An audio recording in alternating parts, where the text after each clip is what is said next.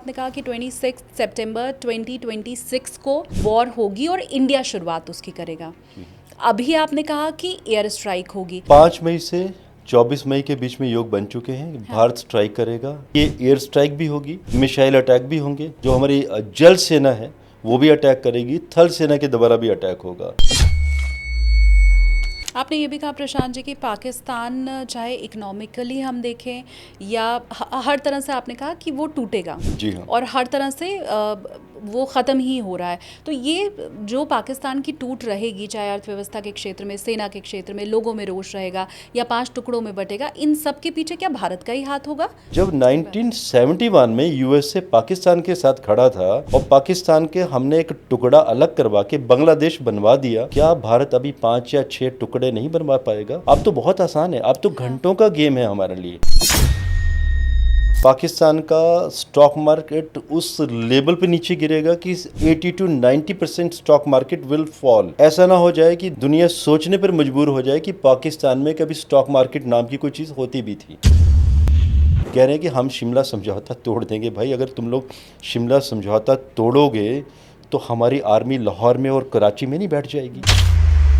आपको भारत का भविष्य, आगे आने वाले वक्त में सरकार किस ओर जाएगी, उसको लेके आप भारत की कुंडली में क्या देख पा रहे हैं, ग्रहों की स्थिति प्रॉपर समझाते हुए आप बताइए। देखिए, भारत दुनिया में आने वाले समय में बेहतरीन सबसे बड़ा बाजार बनने वाला है। कि आपने जो कहा कि 2 धर्मों के बीच में एक तो सांप्रदायिक उन्माद हो सकता है, दंगे हो सकते हैं और सरकार को सचेत रहना होगा। अभी जो स्थिति देश की है, वो जो आपने इशारा किया था कि सचेत रहना होगा, तो दंगे जैसे हालात तो नहीं बनते अभी दिखाई दे रहे हैं। सरकार सचेत रही, अभी ज़्यादा दिखाई दे रहे हैं रेदर, और 14 अगस्त के बाद ये चीज़ें और ज़्यादा बढ़ जाएंगी। पंथ और धर्मों के बीच में दंगों के चांसेस ज़्यादा होंगे। तो सरकार को अब और भी ज़्यादा सचेत रहना पड़ेगा क्योंकि नैरेटिव्स बदल चुके हैं। आपने कहा अगर किसी की पर्सनल कुंडली में मृत्यु योग बन रहा हो तो हम उसको वैसी रेमेडीज देते हैं, तो क्या इसका अर्थ ये है कि मृत्यु हो जाएगी? जी नहीं, मृत्यु नहीं हो जाएगी। मृत्यु तुल्य कष्ट होगा। द्विजन्मा वर्ष इसे कहते हैं। तो अगर वो आ ही चुका है तो मान के चलिए कि कुछ तो परेशानियां होंगी। उसके लिए डेफिनेटली जो हमारी एजेंसीज हैं, जो सरकार है, उसकी नज़र बहुत पैनी चाहिए, शार्प नज़र चाहिए, और तैयारी एडवांस में करनी पड़ेगी। अगर खतरा नहीं भी है तो भी तैयारी करनी पड़ेगी कि कुछ ऐसा ना हो जाए, क्योंकि ये जो कॉम्बिनेशन बनेंगी ये देश को गृह युद्ध में धकेलने की कोशिशें होंगी। नमस्ते, प्रणाम, जय श्री कृष्ण, राधे राधे। मैं हूं आपके साथ शालिनी कपूर तिवारी, लेकर हाजिर हूं चिंतामणि एसकेटी पॉडकास्ट का एक और एपिसोड। हमेशा ही हम एस्ट्रोलॉजी की बात करते हैं, धर्म की बात करते हैं, और अक्सर ही हमारे मन में ये ख्याल भी आता है कि ज्योतिष पर कितना विश्वास किया जाए। ज्योतिष अगर भविष्यवाणी कर सकता है तो वो कितने फीसद सही होती है।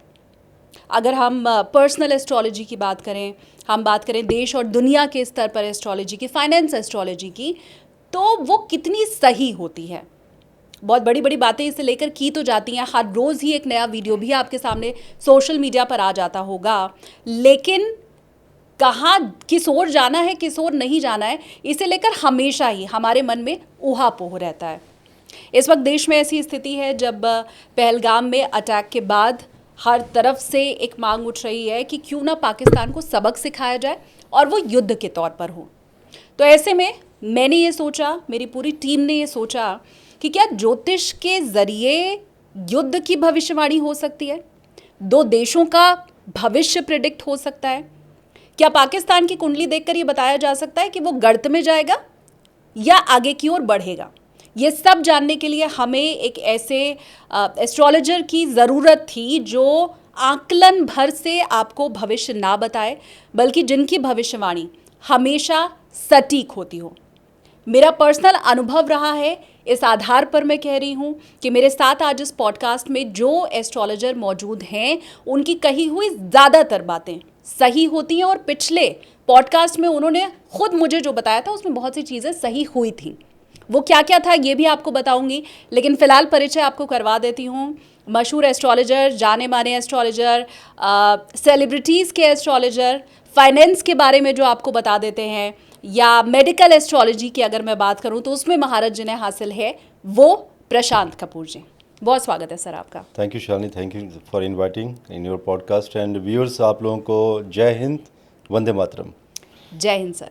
सो 2025 के बारे में आई रिमेंबर जो पीछे डिस्कशन हमारे हुए थे और अभी जो सिचुएशन चल रही है तो काफ़ी वनरेबल है और 2025-26 में अभी बहुत कुछ होने वाला है। जिस तरह से अभी वॉर लाइक सिचुएशन भी चल रही है।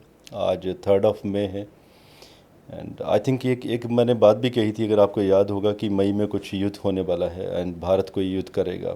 तो देखिए वो टाइम शुरू हो चुका है और ये 5 मई के आसपास अभी हालात बनेंगे और 24 मई के बीच बीच में पाकिस्तान के ऊपर एक बहुत बड़ी स्ट्राइक होने वाली है। एंड शालिनी, मुझे मालूम है कि आप भी ज्योतिष के स्टूडेंट हैं और मैं भी स्टूडेंट हूं, क्योंकि मैं कभी नहीं कहता हूं कि मैं ज्योतिष सीख चुका हूं। जब आप ऐसे कहोगे कि ज्योतिष सीख लिए हैं तो मतलब आप कुछ नहीं आता आपको। तो आपको भी मालूम है कि जो 8th हाउस होता है कुंडली में, हिडन एसेट्स एंड और हिडन लॉसेस, तो अभी 8th हाउस का सक्रिय होना पाकिस्तान की कुंडली में, ये जो अटैक होगा ये पाकिस्तान को समझ में नहीं आएगा इस बार कि अटैक हो कहाँ से रहा है। क्या भारत ने अटैक किया है? क्या अफ़गानिस्तान के थ्रू अटैक हो रहा है? क्या वहाँ से ईरान अटैक कर रहा है? या जो बलोच आर्मी है क्या वो अटैक कर रही है? देखिए, युद्ध के एक नियम होते हैं, युद्ध की स्ट्रेटजीज होती हैं। छापामार युद्ध अलग है, लेकिन जब आप खुल के वॉर करते हैं, फ्रंट युद्ध होते हैं फ्रंट वॉर पे, सो अगर आपने देखा होगा, चाणक्य नीति से लेकर जितने भी नीतिज्ञ थे हमेशा ये कहते थे अपने राजाओं को कि अगर 8 दिशाएं हैं, अगर 8 द्वार हैं, तो किसी एक द्वार को पहले ओपन किया जाए। पहले एक फ्रंट पे फाइट लड़ना इज़ ऑलवेज गुड, चाहे उसमें किसी की भी जीत या हार हो, लेकिन उसमें कैजुअलिटीज़ कम होती हैं। लेकिन आप सोचिए कि अगर आपके ऊपर अगर 8 दिशाओं से युद्ध थोप दिया जाए एंड अगर आप मजबूर हो जाएं कि आपको 8 के 8 फ्रंट ओपन करने पड़ेंगे, तो और ये भी पता हो कि हम सक्षम नहीं हैं युद्ध के लिए, तो हार होना तय है। और यही अभी होने वाला है। अभी आई नो कि अभी बहुत एक मंजर ऐसा है कि बहुत लोग परेशान हैं। जो हमारे सोचिए सिविलियंस, 28 लोगों की जान ली गई, बेसिकली शहादत दी है एक तरह से उन्होंने। किसी के साथ साथ भी हो सकता था, शालिनी आपके साथ, मेरे साथ। और जिस तरह से आप धर्म पूछ पूछ के गोलियां चला रहे हैं, आप क्या मैसेज दे रहे हैं?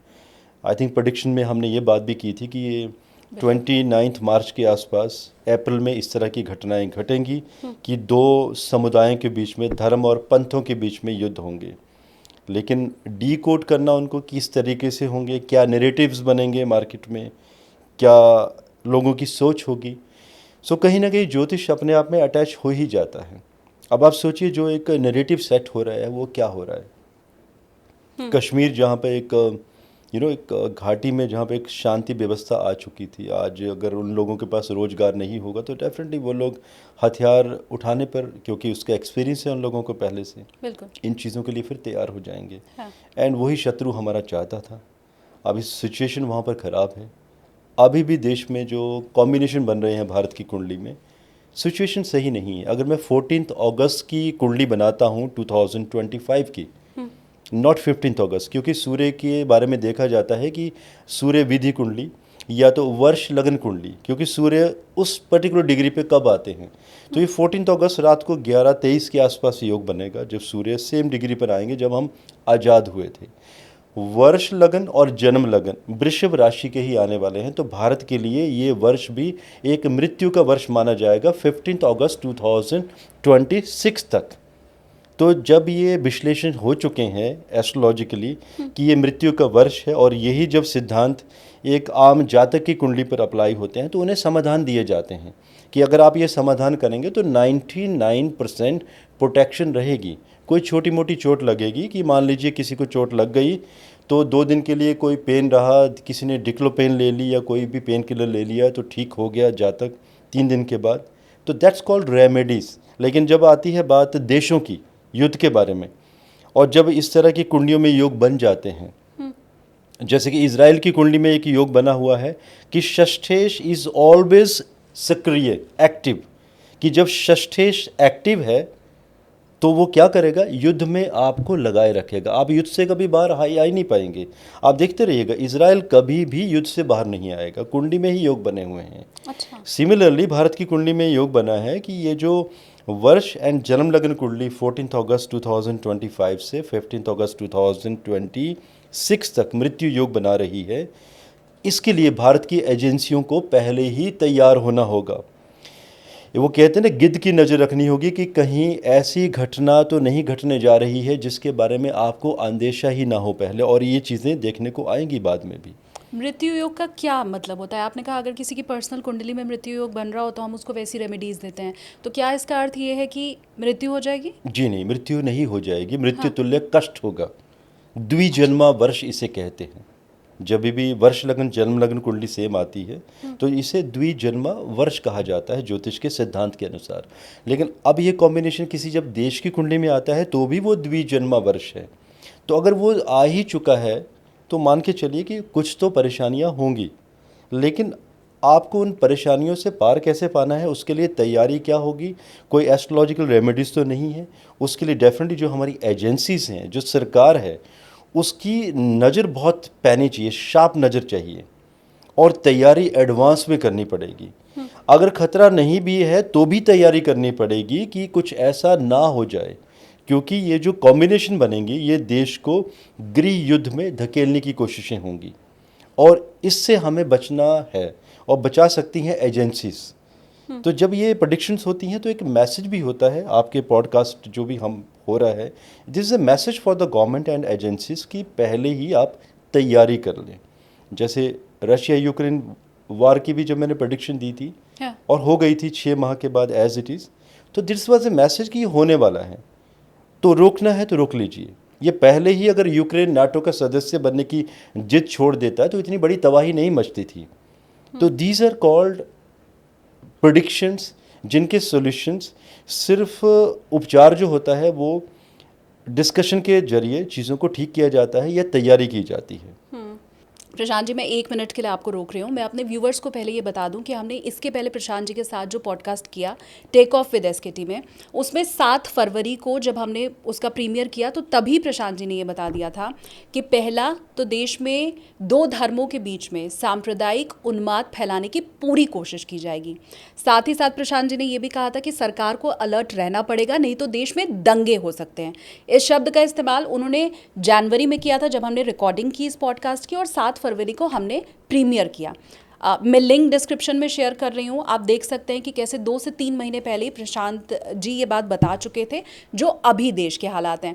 इसके अलावा भी 2-3 प्रेडिक्शन आपने किए थे प्रशांत जी, जिनके ऊपर आगे हम चर्चा करेंगे। आपने कहा था कि सोना 1 लाख के पार चला जाएगा, जो अब बस होने ही वाला है। मुझे लगता है जब तक हम इसका प्रीमियर करेंगे तब तक हो ही जाएगा शायद। और उस वक्त जब हमने रिकॉर्डिंग की थी तब ये 75,000 के अराउंड था सोना। इसके अलावा आपने ये भी कहा था प्रशांत जी कि कुछ कठोर फैसले सरकार की तरफ से लिए जाएंगे। साउथ चाइना सी में टेंशन हो सकती है, वो भी सही हुआ। आपने कहा था अमेरिका चाइना को दबाने की कोशिश करेगा, तब हमारे लिए सोच पाना बहुत मुश्किल था, तो वो भी सही हुआ। और इसीलिए जब ऐसे हालात देश में बने प्रशांत जी, तो हमें लगा आपसे बेहतर कोई हो नहीं सकता है जो इस मुद्दे के ऊपर बता सके। अब मैं वो वापस से आपसे समझना चाहती हूँ कि आपने जो कहा कि 2 धर्मों के बीच में एक तो सांप्रदायिक उन्माद हो सकता है, दंगे हो सकते हैं, और सरकार को सचेत रहना होगा। तो अभी जो स्थिति देश की है, वो जो आपने इशारा किया था कि सचेत रहना होगा, तो दंगे जैसे हालात तो नहीं बनते अभी दिखाई दे रहे हैं, सरकार सचेत रही? अभी ज़्यादा दिखाई दे रहे हैं रेदर, और 14 अगस्त के बाद ये चीज़ें और ज़्यादा बढ़ जाएंगी। पंथ और धर्मों के बीच में दंगों के चांसेस ज़्यादा होंगे, तो सरकार को अब और भी ज़्यादा सचेत रहना पड़ेगा, क्योंकि नैरेटिव्स बदल चुके हैं, माइंडसेट बदल चुका है लोगों का। क्योंकि जो अभी हुआ कश्मीर में, ये हम दुनिया जानती है कि बहुत गलत हुआ है ये। और अगर जैसे अभी हम युद्ध की भी हालातों की बात करें तो अभी पाकिस्तान के ऊपर 2 बार स्ट्राइक की जाएगी भारत के द्वारा। एक बार मई में की जाएगी, और ये चीज़ें बहुत लंबी चलेंगी। देखिए, अगर भारत आज चाहे तो 6 से 8 घंटों के युद्ध के द्वारा पाकिस्तान को नक्शे से मिटा सकता है, लेकिन वो तर्क संगत नहीं होगा। Strategical war is always good, because Pakistan की कुंडली में षष्ठेश का 4th हाउस में चला जाना, छठा घर डिस्प्यूट्स का और 4th घर आपकी प्रॉपर्टी का, चौथा घर आपकी जनता भी है, मतलब चौथा घर मतलब जनता भी त्रस्त होगी। और चौथे से चौथा चला गया आपका 7th हाउस, वो भी एफ्लिक्टेड है, मतलब जनता को सुखों का अभाव, जनता पाई पाई के लिए, पानी पानी के लिए त्रस्त हो जाएगी। और आप सोचिए यही हुआ, अभी पानी हमने बंद किया और छोड़ा भी, बंद करने का भी नुकसान हुआ पाकिस्तान को, छोड़ने से बाढ़ आ गई, ना पानी ज़्यादा किसी काम का और कम था तो उसके लिए सूखा पड़ना शुरू हो गया, पानी की वॉर। अब आप सोच लीजिए दूसरी तरफ इकोनॉमिक वॉर भी की जाएगी। अभी पाकिस्तान का स्टॉक मार्केट उस लेवल पे नीचे गिरेगा कि 80 to 90% stock market will fall. ऐसा ना हो जाए कि दुनिया सोचने पर मजबूर हो जाए कि पाकिस्तान में कभी स्टॉक मार्केट नाम की कोई चीज़ होती भी थी। आप सोचिए ऐसे हालात बनेंगे। जितने भी दुनिया के बड़े बड़े इन्वेस्टर्स हैं जिन्होंने पाकिस्तान पर इन्वेस्टमेंट किए हुए हैं, अब आप देख लीजिएगा इन्वेस्टमेंट्स वापस ले जाना शुरू कर देंगे। इसके बाद पाकिस्तान में कोई इन्वेस्ट नहीं करेगा। हालात ही ऐसे बन रहे हैं क्योंकि पाकिस्तान में इन्वेस्टमेंट इसलिए नहीं करेगा क्योंकि पाकिस्तान अभी रहेगा नहीं नक्शे में, क्योंकि पाकिस्तान अभी 5 से 6 खंडों में विभाजित होने वाला है। तो जो प्रोविंस बनेंगे या कोई बीच में से देश भी निकल के आएंगे तो उनके अपने नियम होंगे, अपने कानून, अपने संविधान, उनके अपने फिर स्टॉक मार्केट व्यवस्था, इकोनॉमी अलग बनने वाली है। अब पाकिस्तान उस लेवल पर पहुंच चुका है। ये जो प्रेडिक्शन है शालिनी जी, ठीक है, आपके साथ तो अभी डिस्कशन हुआ था 7 Feb 2025 को, लेकिन ये प्रेडिक्शन मैंने 2019 में मेरे एस्ट्रो कपूर चैनल में एक वीडियो के माध्यम से दे दी थी कि जैसे ही 26 दिसंबर 2023 को पाकिस्तान की कुंडली में बुध का अंतर शुरू होगा, पाकिस्तान नक्शे से गायब होना शुरू हो जाएगा। और ये सिचुएशन बिल्कुल बन चुकी है। आप देखिए ना, थल से अटैक होगा, इकोनॉमिक वॉर छिड़ेगी, पानी की समस्या, भूखमरी की समस्या, वहाँ के जो पैसे वाले लोग हैं अब देश छोड़कर विदेशों में शिफ्ट होना शुरू हो जाएंगे। बल्कि अभी 3 दिन पहले की बात है कि वहाँ के जो सेना अध्यक्ष थे वो लंदन भाग चुके हैं और अपना पैसा उन्होंने दुबई शिफ्ट कर दिया है। आर्मी ने वहाँ से रेजिग्नेशन देने शुरू कर दिए हैं। अब आर्मी रेजिग्नेशन देगी तो युद्ध लड़ेगा कौन? क्योंकि वहाँ के जो लड़ाके हैं, जैसे जो भी नाम नहीं लेना चाहूँगा, उन जो भी वहाँ के ग्रुप्स हैं, वहाँ पे टेररिस्ट ग्रुप्स, क्योंकि कुछ नियम हैं, कुछ यूट्यूब की लिमिट्स हैं, तो जो वहाँ के जो ये टेररिस्ट ग्रुप्स हैं जिन्हें मैं कुछ नहीं मानता हूँ, सपोले हैं ये, बिकॉज जो भी कर रही है वो आर्मी कर रही है। बिकॉज पाकिस्तान की कुंडली में, मेष लग्न की कुंडली में मंगल 3rd हाउस में 10th हाउस को देखेगा, मतलब उस कंट्री में मंगल मतलब आर्मी और पुलिस का ही आधिपत्य होगा। तो जब कहते हैं कि इस ग्रुप ने ऐसे टेरर अटैक कर दिया किसी कंट्री पे या भारत पे या किसी क्षेत्र पे, ये सपोले हैं, ये रहेंगे ही नहीं, ये अंडरग्राउंड हो जाएंगे और ये सिर्फ आर्मी के बल पर ही अपना दमखम दिखा रहे हैं, कुछ भी नहीं है ये। और आर्मी जब नहीं रहेगी तो इनका क्या होगा? तो बेसिकली जो टारगेट होना चाहिए भारत का, ये छोटे छोटे सपोलों को थोड़े नहीं मारना है। आप बेटर है कि जो बड़े नाग हैं उनको नष्ट करना जरूरी है। तो जिसमें कि आर्मी के अंदर लोग छुपे हुए हैं, ये जो वॉर करवा रहे हैं, ये जो कश्मीर में जो भी हुआ, एस्ट्रोलॉजिकली यही दिखाई देता है कि ये आर्मी के द्वारा ही करवाया गया ऑपरेशन है। ये किसी ग्रुप्स का नहीं है ये। आपने ये भी कहा प्रशांत जी कि पाकिस्तान चाहे इकोनॉमिकली हम देखें या हर तरह से, आपने कहा कि वो टूटेगा। जी हाँ। और हर तरह से वो ख़त्म ही हो रहा है। तो ये जो पाकिस्तान की टूट रहेगी, चाहे अर्थव्यवस्था के क्षेत्र में, सेना के क्षेत्र में, लोगों में रोष रहेगा या 5 टुकड़ों में बटेगा, इन सब के पीछे क्या भारत का ही हाथ होगा या दूसरे देश भी हो सकते हैं? इसके पीछे देखिए स्ट्रेटजी तो भारत की ही चलेगी। आप शालिनी वो वक्त याद कीजिए 1971 का, जब बांग्लादेश पाकिस्तान का ईस्ट पाकिस्तान हिस्सा था और किस तरह से उन्होंने जुर्म ढाए थे।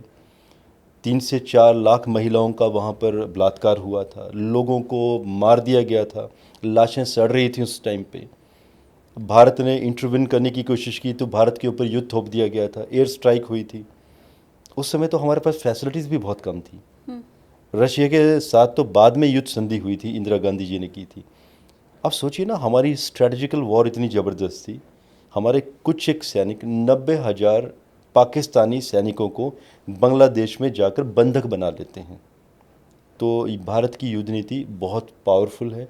और सोचिए, वो भी देखिए, यूएसए पाकिस्तान का साथ दे रहा था। हाँ। अब यूएसए किसी कंट्री का साथ दे और दूसरा जो शत्रु देश है, विरोधी देश, वो युद्ध लड़ ले, ऐसा हो सकता है? जब 1971 में यूएसए पाकिस्तान के साथ खड़ा था और पाकिस्तान के हमने एक टुकड़ा अलग करवा के बांग्लादेश बनवा दिया, तो क्या भारत अभी 5 या 6 टुकड़े नहीं बनवा पाएगा? अब तो बहुत आसान है, अब तो घंटों का गेम है हमारे लिए। लेकिन क्या होता है ना कि पूरी दुनिया, कूटनीति, जियोपॉलिटिकल, ये सारी चीज़ें भी देखी जाती है कि किस तरह से धीरे धीरे करना है। क्योंकि मानवाधिकार वाले जब हमारे लोग वहाँ पे मारे जाते हैं कश्मीर में, तब नहीं आएगा कोई भी आगे। लेकिन पाकिस्तान पे जब खंड करवाने की कोशिश की जाएगी, तब उनको नज़र आ जाएगा कि नहीं, ये गलत हो रहा है पाकिस्तान के साथ, हमारे साथ तब नहीं आएंगे लोग।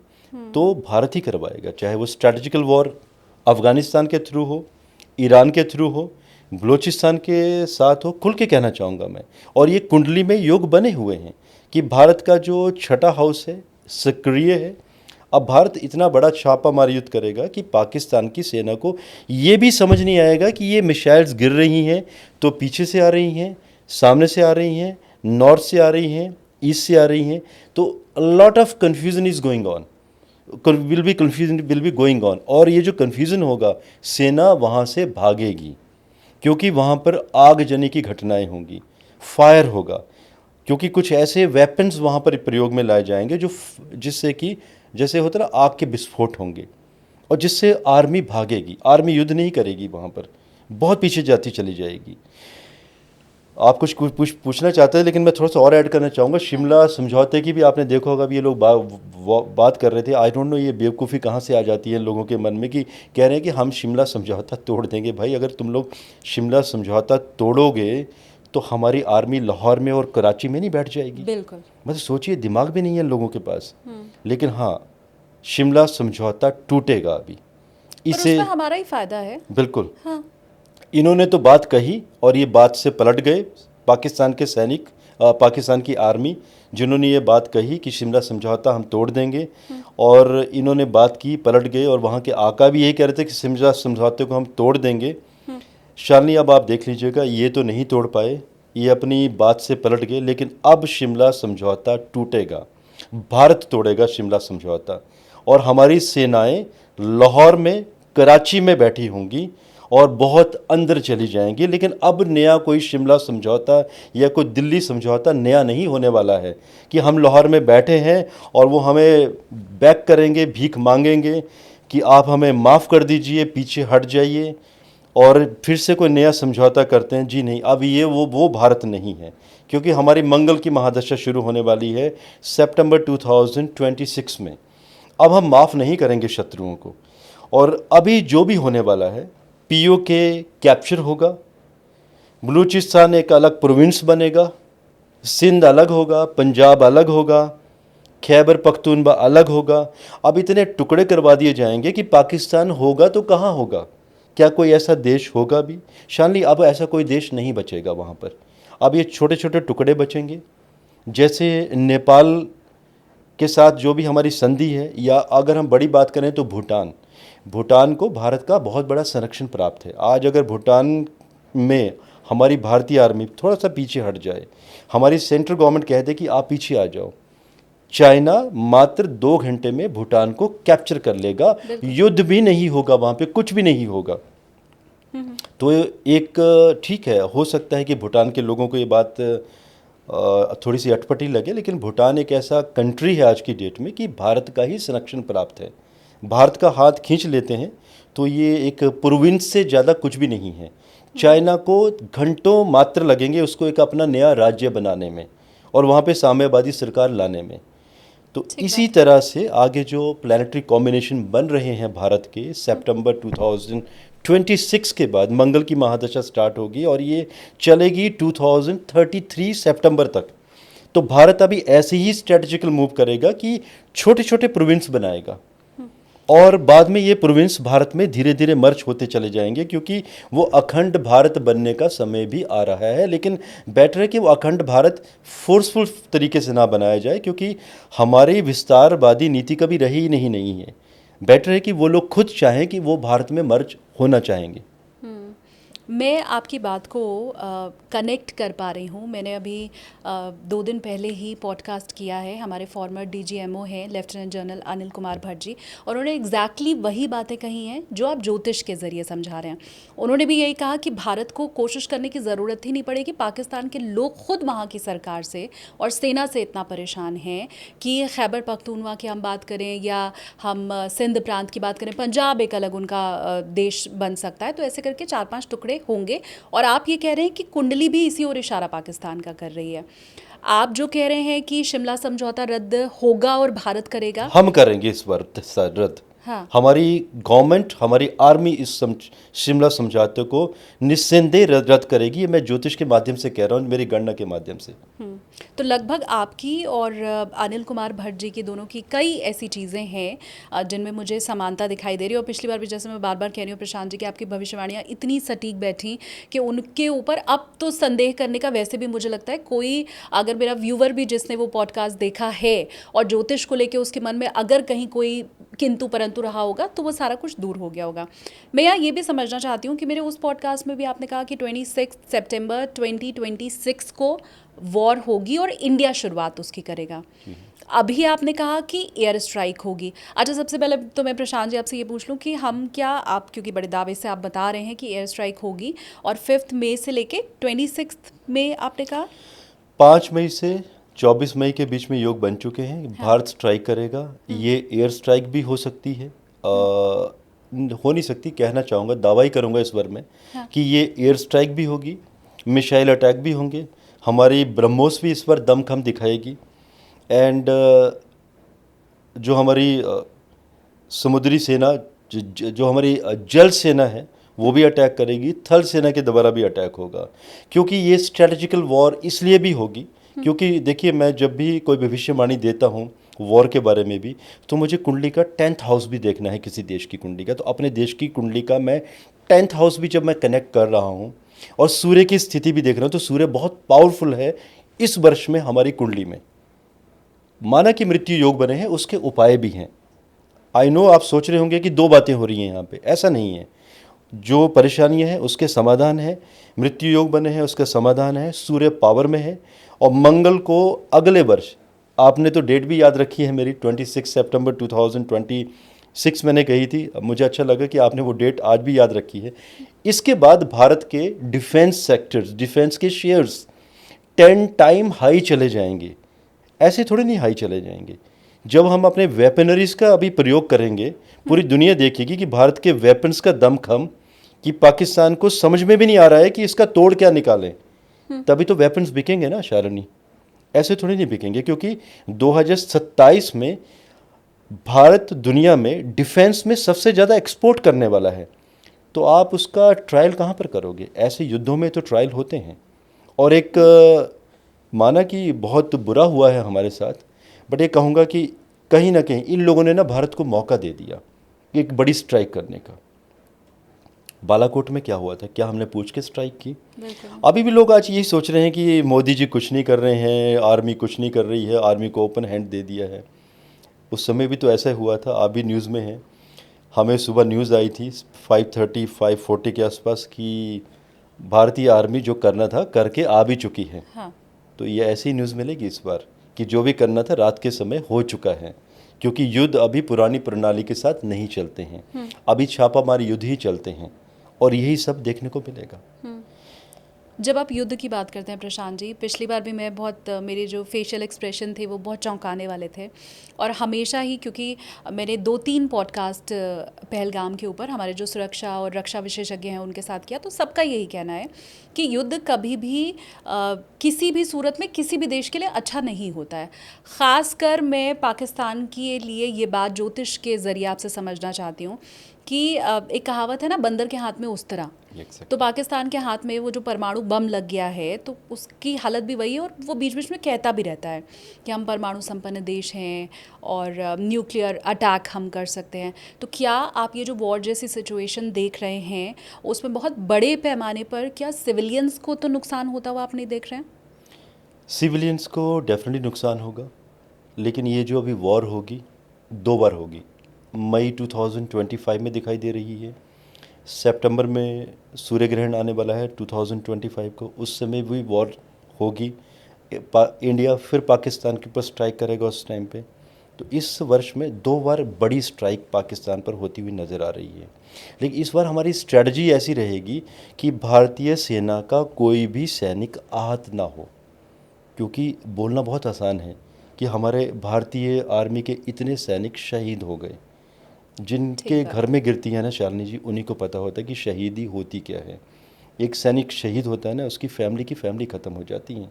ठीक है, वो कहा जाता है कि एक आर्मी के फैमिली वाले बहुत स्ट्रांग होते हैं, बहुत ठीक है, इस तरह की बातें होती है, लेकिन जो कहर गिरता है फैमिली के ऊपर बाद में, और इसका जो निचोड़ है भारत की कुंडली में निकल चुका है। आप देखेंगे अभी जो भी होगा, न्यूज़ आएगी कि भारतीय आर्मी का शायद ही कोई सैनिक इस बार आहत होता हुआ नजर आएगा। लेकिन जी हाँ, सिविलियंस के ऊपर परेशानियां आएंगी।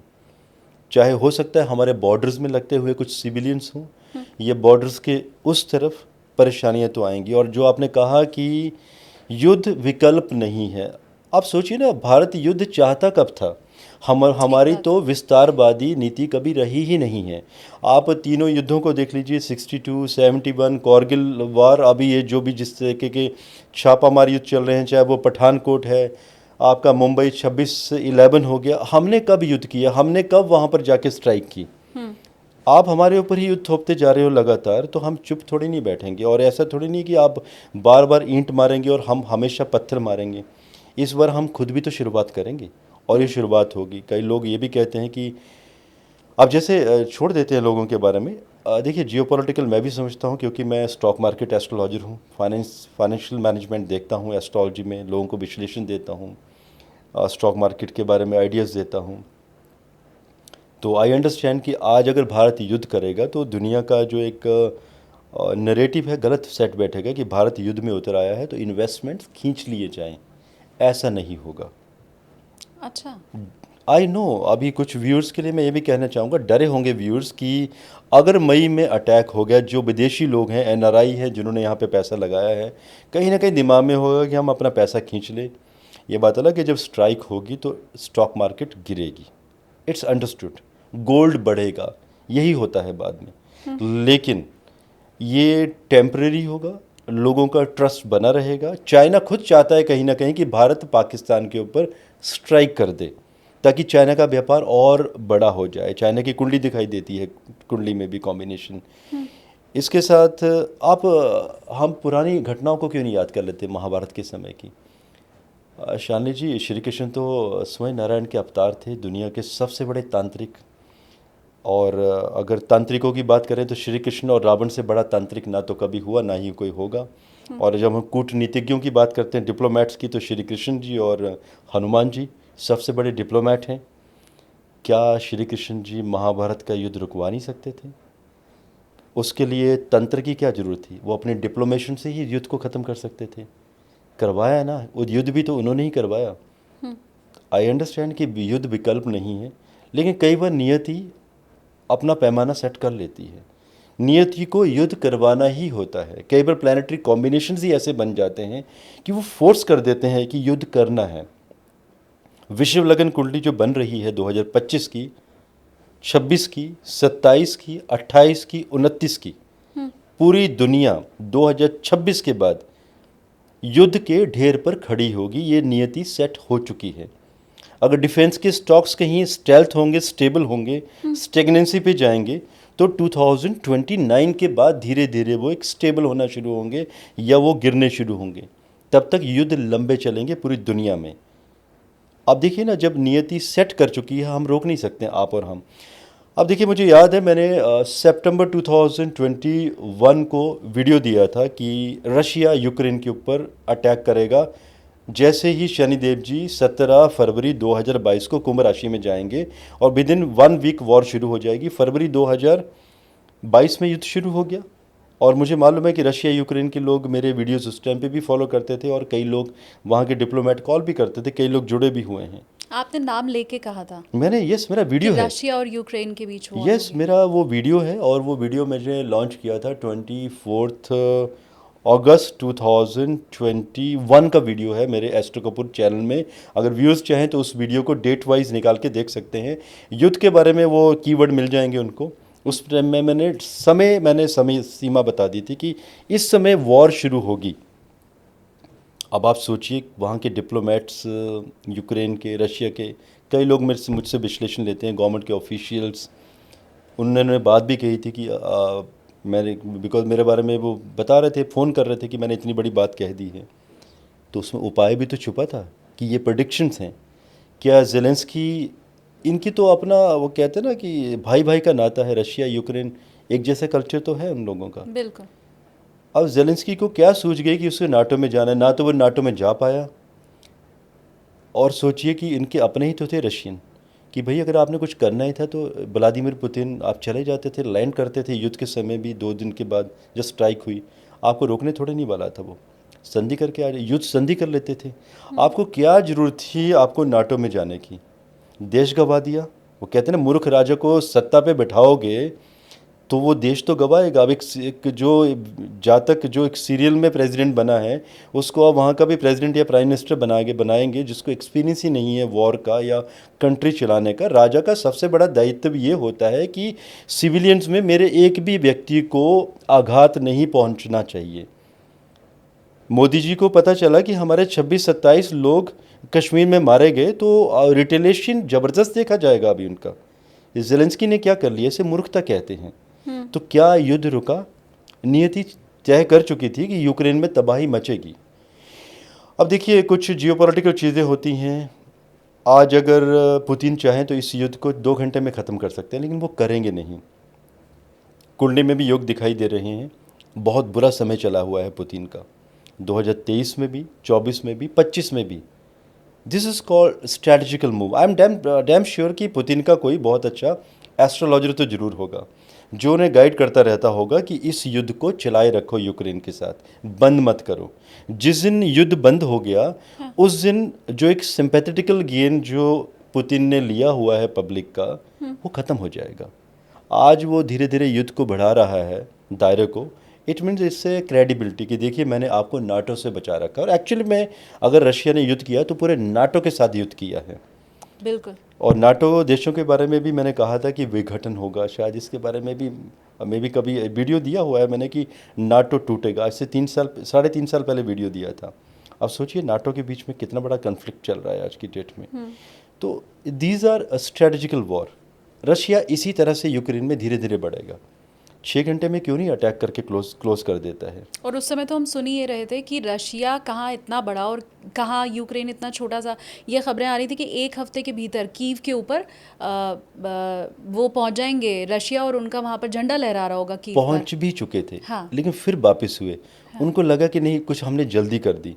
अगर पहुंच जाते तो जनता भी बाद में विद्रोह करती थी कि नहीं, राष्ट्रपति या जो भी ठीक है कानून उन्होंने अपने हिसाब से बना लिए, महाभियोग भी चलने वाला था। देखिए कोई दूध का धुला नहीं है, गलतियां सभी करते हैं, लेकिन एक अच्छा प्रेसिडेंट, प्राइम मिनिस्टर कंट्री को मिल जाए तो that country should feel very happy. और पुतिन जैसा व्यक्ति किसी कंट्री के लिए किंग मिलना बहुत बड़ी बात है। This people should feel happy. But देखिए सबको अपने बेनिफिट्स चाहिए, तो पुतिन अपने बेनिफिट्स लेते जा रहे हैं।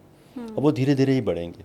मैं एक चीज़ और प्रशांत जी आपसे समझना चाहती हूँ कि आप जब इन देशों की भविष्यवाणी करते हैं तो क्या आपको वर्ल्ड में जितनी कंट्रीज़ हैं आप उन सबकी कुंडली पर गौर करना पड़ता है? ये सवाल मैं 2 वजह से पूछ रही हूँ, क्योंकि मैं बहुत से ऐसे ज्योतिषियों से मिली हूँ जिन्हें ग्रहों के बारे में तो शायद फिर भी थोड़ी बहुत नॉलेज है, लेकिन इकोनॉमी वो नहीं समझते, वो वर्ल्ड मैप शायद नहीं समझते हैं, 2 देशों के बीच में रिश्ते कैसे हैं उन्हें नहीं मालूम होता है, कौन उन देशों के मित्र, मतलब भारत का ही शायद अगर मैं उनसे पूछूं, उनमें से बहुत से हैं जो शायद ना बता पाएँ कि हमारा मित्र और दुश्मन देश कौन सा है। और फिर आप तो जो भविष्यवाणी कर कर रहे हैं, अब आपको नेटो की भी सारी कंट्रीज़ के बारे में पता रखना होगा, रशिया का कौन सा मुल्क दोस्त है, कौन सा दुश्मन है, तो अब ये क्या बहुत कॉम्प्लिकेटेड हो जाता है, या आप इतनी सटीक तारीख के साथ जो बता पाते हैं उसमें सिर्फ एस्ट्रोलॉजी ही है या इसके अलावा भी बाकी एजुकेशन है? शालिनी, आज ना वो ज्योतिष बदल चुका है। अगर कोई एस्ट्रोलॉजर ये कहता है कि धोती कुर्ता टीका लगा के, जो कि मैं भी कर्मकांड करता हूँ, खुद यज्ञ करवाता हूँ मैं आज भी। जैसे कि थोड़ा सा मैं आउट ऑफ द टॉपिक जा रहा हूँ, जैसे कि माँ तारा देवी का यज्ञ होता है, तो आज भी हमारे आश्रम हैं 4, लेकिन मेरे पास बहुत अच्छे अच्छे पंडित हैं, पीएचडी होल्डर हैं जो मेरी टीम में काम करते हैं, लेकिन यज्ञ करवा नहीं पाते हैं। तारा देवी का यज्ञ मुझे खुद करना होता है, या मनमोहिनी या बगलामुखी। लेकिन इसके साथ साथ जब हम ज्ञान की बात करते हैं, तो मैं ये कहूँ कि मेरा ज्योतिष शास्त्र का ज्ञान या कर्मकांड का ज्ञान दुनिया के बारे में प्रेडिक्शन दे सकता है, जी नहीं। जितनी आज की डेट में एक आईएएस वालों को पढ़ाई करनी पड़ती है, बाद में भी करनी पड़ती है, एग्ज़ाम के समय में भी, यूपीएससी के समय में, शालिनी उतनी पढ़ाई मुझे भी करनी पड़ती है। मुझे हर एक एंगल पढ़ना पड़ता है। मुझे इकोनॉमिक्स के बारे में भी समझना होता है, पॉलिटिकल भी मुझे समझना होता है, फाइनेंसिस तो मुझे हर कंट्री के समझने होते हैं, क्या कहाँ पर क्यों समझौता हो रहा है वो भी समझना होता है, इंफ्रास्ट्रक्चर किसका है, कैसे है। देखिए, पूरी दुनिया के बारे में नॉलेज लेनी होती है कि गोल्ड का प्रोडक्शन कहाँ पे हुआ, क्यों हुआ, कैसे हुआ, कहाँ प्राइस गिरेंगे। हर चीज़ का ज्ञान लेने के बाद फिर आप ज्योतिषीय एंगल्स को वहाँ पर अप्लाई करते हैं। और अगर आपने सिर्फ ज्योतिषीय गणना कर दी तो कहीं ना कहीं गलतियाँ ज़रूर होंगी। स्टॉक मार्केट के बारे में जब भी मैं कोई विश्लेषण देता हूं जो ऑलमोस्ट 99% सटीक होते हैं, तो युद्ध की गणना मुझे पहले करनी होती है कि युद्ध कहीं होने तो नहीं वाला है किसी कंट्री में। अगर होने वाला है तो उसके लिए मुझे वो एक बफर टाइम लेना पड़ता है कि हाँ, यहाँ पर 3 या 6 या 8 दिनों में स्टॉक मार्केट फॉल करेगी। तो ये आपका क्वेश्चन वाकई में बहुत अच्छा था। लेकिन आज अगर कोई ज्योतिष में ये सोचता है कि सिर्फ ज्योतिष की पढ़ाई करने से आप प्रेडिक्शन दे सकते हैं, लेकिन नहीं हो सकता ये चीज़। मंडेन एस्ट्रोलॉजी मीन्स मेदनी ज्योतिष में आपको पूरी दुनिया के बारे में और जियोपॉलिटिकल नॉलेज आपको पहले होनी चाहिए। उसके बाद आप उस नॉलेज को ज्योतिष के साथ अप्लाई करके फिर आप डीकोड करेंगे। आप ऐसे नहीं कर सकते आप। मैं अब थोड़ा फाइनेंस की जब बात शुरू हो ही गई है तो उसके बारे में भी पूछूंगी, क्योंकि पिछली बार आपने ये कहा था कि सोना 1 लाख हो जाएगा। 1 लाख हो भी गया है। आप अभी बात हो रही थी 96,000। जी नहीं, अभी शायद आपने न्यूज़ देखनी को 1,01,000 पहुंच चुका है सोना, इंक्लूडिंग जीएसटी। मैं 2 दिन पीछे चल रही हूँ। हाँ, मैं भी शायद आपने अभी ये 7 दिन पुरानी बात है, ये 27-28 अप्रैल की बात है। 1,01,000 समथिंग रुपीज़ ऑलरेडी टच कर चुका है, इंक्लूडिंग जीएसटी।